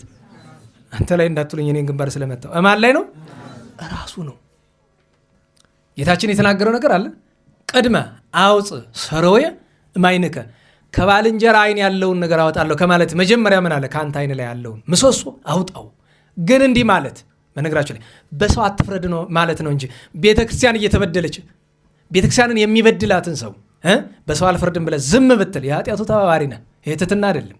አየህ እንዴት ዋላችሁ? ትናንት አንድ ወንድም መጣ። ስለ አንድ ጉዳይ እያወራን ስለዚያ ሰው ቤተክርስቲያን ላይ እያደረሰው ስላለው በደል ተነጋግርና መጨረሻ ላይ ምን አልኩት? ሊጠይቀኝ ለመጣው ልጅ ይህንን ያልኩ እኔ ከሱ ይሻላለሁ ማለት አይደለም። በእግዚአብሔር ፊት ስንቆም ሺህ እጥፍ ሊበልጠኝ ይችላል። እኔ ቤተ ክርስቲያንን እየጎዳት ነው እንጂ ውድድር አይደለም። በነገራችሁ ላይ እንኳን ሌላ መናፍቅም ቢሆን ከሃዲም ቢሆን እንኳን ያ ሰው በንስሐ ተመልሶ ሊቀድመን ይችላል ወደ እግዚአብሔር መንግስት። አናውቀውም። የእኛ ስራችን ምንድን ነው? በማንኛውም ሰው አለመፍረድ። ቤተ ክርስቲያን ላይ ጉዳት ካመጣ ግን መጽሐፍ ምን አለ?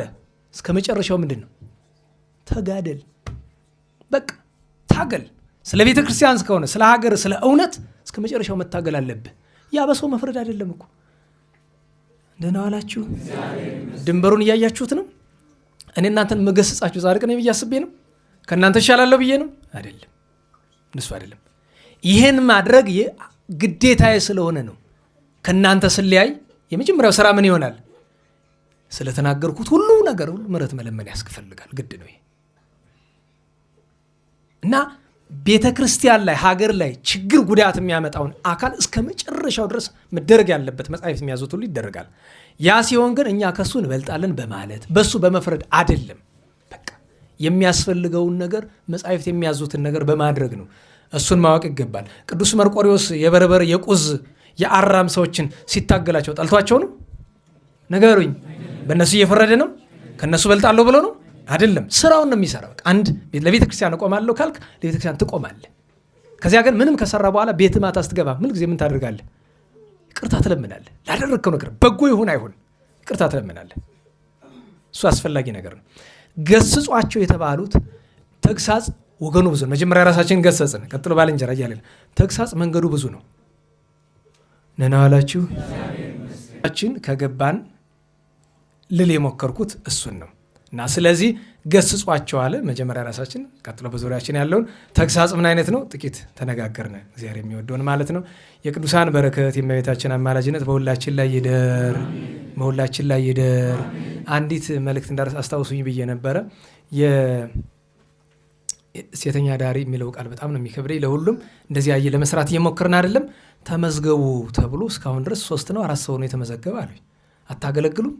እነዚህ እህቶቻችን ማገልገል አትፈልጉ? ማስተባበር እኮ ነው። እነሱ ነው ጉባኤ እንዲዘጋጅላቸው አስፈላጊ ነገሮች እንዲሆኑ የሚያስተባብሩ ሰዎች ያስፈልጋል። ካልሆነ ከሌላ ጉባኤ ልጥራ፣ ከሌላ ቦታ ያሉ ልጆችን ቅድሚያ ለእናንተ ይሆን ብዬ እኮ ነው። ተመዝገቡ። ከወንድሞቻችን ከአገልጋዮች ከአስተባባሪዎቹ ተመዝገቡና አገልግሉ። ምንም ነገር የተለየ ነገር የለውም እኮ። እነዚህ እህቶች በነገራቸው ላይ ትልቅ ቅዱስና ነው፣ ትልቅ በረከት ነው እነዚያን ሰዎች ወደዚህ ጎዳና ማምጣት። በተረፈው ደግሞ በተለያየ ስፍራ 40 ነው እናንተ እጅ ያለ እነሱ 20 ያላቸው 60 ማለት ነው እንደ እግዚአብሔር ፈቃድ። ስለዚህ ተባብራችሁ እሱን የሚያስፈልገውን በጀት መጠየቅ ነው። ከዚያ በኋላ አስተማሪ ይመደባል። ቋሚ አስተማሪ እግዚአብሔር ከፈቀደ መደበኛ የጉባኤ ሰዓት ይኖራቸዋል። እናንተ የምንፈልጋችሁ ለክትትል ነው። አንደኛ ለክትትል፣ ምክንያቱም ክትትል ይፈልጋሉ።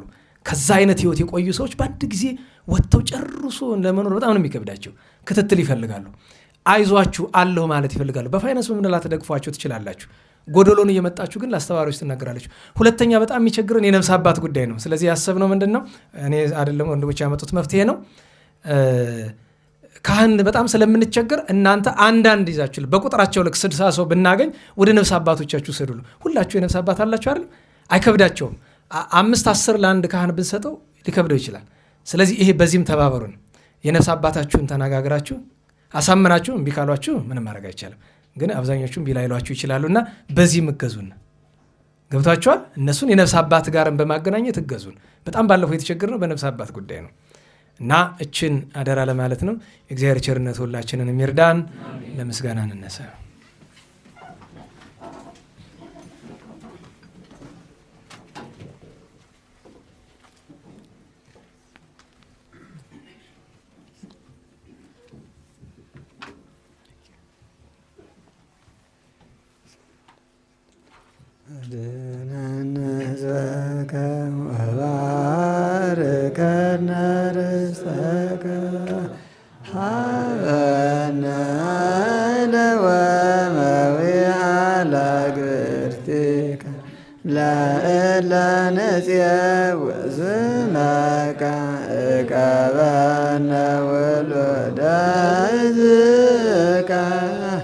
ወጽራና በኃይለ መላእክትከ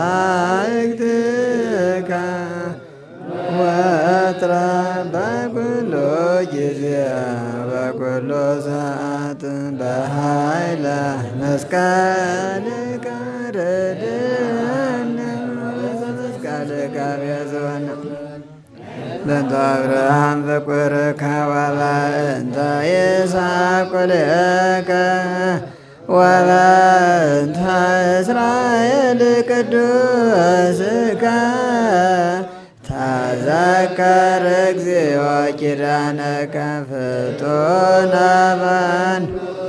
በንሳእለከ መሐርኪያነ ዘፈጠርከ ስራይ ኃጢአተ ሕዝብከ ወመሐር ተግባረከ እግዚኦ ታጥፍአነ አጸለከ በእንተ ማርያም ወላዲትከ ወበእንተ ዮሐንስ መጥምቅከ ወበእንተ ኩሎሙ ቅዱሳኒከ ርድአነ ወትረፈ ኃይለ መስቀልከ ኢታስተኀፍረነ እግዚኦ በቅድሜከ እግዝእትነ ነጽሪ አብየነ ጸልይ ለነ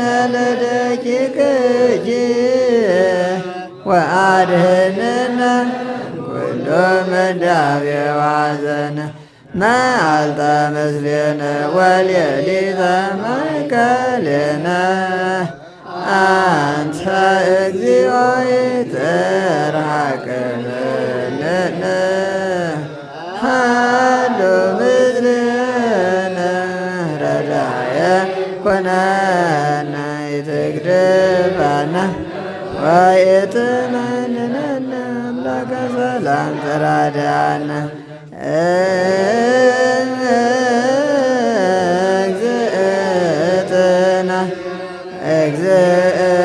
እግዝእትነ ነጽሪ አብየነ ሰላመ ወልድኪ ያሃሉ ምስሌነ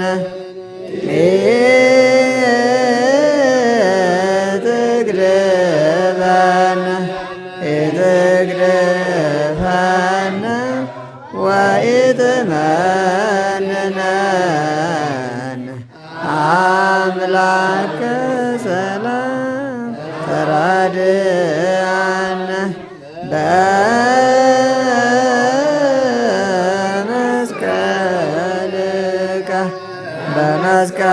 በመስቀልከ ባርከነ መርቆሬዎስ ኀበ ኩልነ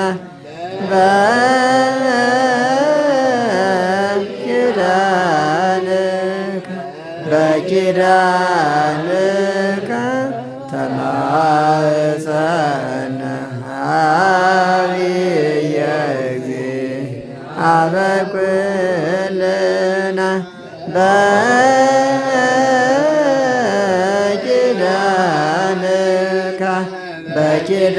በኪዳንከ ተማፀነ ዕፀ መስቀል ሞገሰ ኩልነ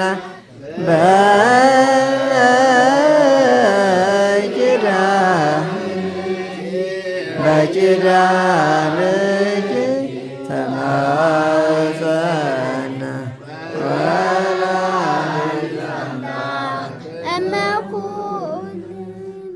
ቸሩ መድኃኔዓለም ፈጣሪያችን በሰላም አስጀምሮ በሰላም ያስፈጸመን ቅዱስ ስሙ የተመሰገነ ይሁን። የእመቤታችን ጣዕሟን ፍቅሯን ያሳድርብን፣ ከንጹሐን በረከት ያሳድርብን። ሀገራችን ኢትዮጵያን፣ ቅድስት ቤተ ክርስቲያን፣ ከተማችን ጎንደርን፣ ደብራችን ደብረ መድኃኒትን፣ ማህበራችን በቸርነቱ ይጠብቅልን። ከታዘዘ መቅሰፍት፣ ከነደደ እሳት፣ ከዕለት እኪት፣ ከዘመነ መንሱት፣ ከግራ ቁመት፣ ከገሃነመ እሳት ይሰውረን። የአባታችን የገብረ ኪዳን የወንድማችን የፍቅረ ሥላሴ ወልደ አማኑኤል ወልደ ተክለ ሃይማኖትን ነፍስ በአብርሃም በይስሐቅ በያዕቆብ አጠገብ ያኖርልን። በውስጥ በአፋ በቀኝ በግራ አስቡን አትርሱ የሚሉንን ሁሉ መንፈስ ቅዱስ ጌታችን ሁሎቹንም በቸርነቱ ያስብልን። ሰላም በዋለን ቸርነቱ ሰላም ያሳድረን። አቡነ ዘበሰማያት እንበል። ይትቀደስ ስምከ ትምጻእ መንግሥትከ ወይኩን ፈቃድከ በከመ በሰማይ ከማሁ በምድር ሲሳየነ ዘለለ ዕለትነ ሀበነ ዮም ህድግ ለነ አበሳነ ወጌጋየነ ከመ ንሕነኒ ንህድግ ለዘአበሰ ለነ ኢታብአነ እግዚኦ ውስተ መንሱት አላ አድኅነነ እምኩሉ እኩይ እስመ ዚአከ ይእቲ መንግሥት ኃይለ ወስብሐት ለዓለመ ዓለም። በሰላመ ቅዱስ ገብርኤል መልአክ ወእግዝእትየ ማርያም ሰላም ድንግል በኅሊናኪ ወድንግል በሥጋኪ እመ እግዚአብሔር ጸባኦት ሰላም ለኪ ቡርክት አንቲ እምአንስቶ ቡሩክ ፍሬ ተፈሥሒ ፍሥሕት ኦ ምልዕተ ጸጋ እግዚአብሔር ምስሌኪ ሰአሊ ወጸልዪ ለነ ምሕረተ በፍቁር ወልድኪ ኢየሱስ ክርስቶስ ከመ ይስረይ ለነ ኃጣውኢነ ተማኅፀነ በኪ። ስብሐት ለአብ ስብሐት ለወልድ ስብሐት ለመንፈስ ቅዱስ ይእዜኒ ወዘልፈኒ ወለዓለመ ዓለም አሜን። አንዲት መልእክት ብቻ ልንገራችሁ። በአብይ ጾም እንዲሰጥ የምትፈልጉት ትምህርት ካለ ለአስተባባሪዎች ተናገሩ። አንድ ርዕስ ልንመርጥ እንችላለን። ሙሉ አብይ ጾምን 2-3 ርዕስም ሊሆን ይችላል፣ 4-5ም በየሳምንቱ አንዳንድ ርዕስም ሊሆን ይችላል አጫጭር ከሆነ። ስለዚህ እሱን ቅድሚያ ልስጣችሁ። ከመጣ ከእናንተ የእናንተን ርዕስ በዚህ ጉዳይ ብንማር ምትሉት ከአስተባባሪዎችም ከእናንተም ልትሰጡ ትችላላችሁ።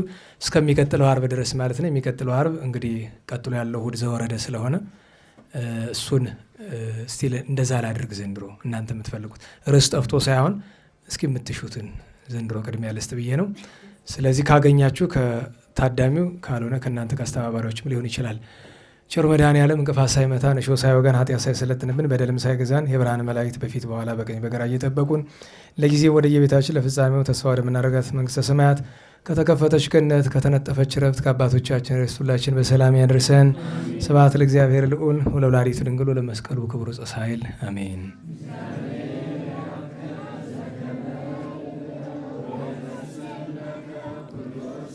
አሜን። ሰላም ያሳድረን።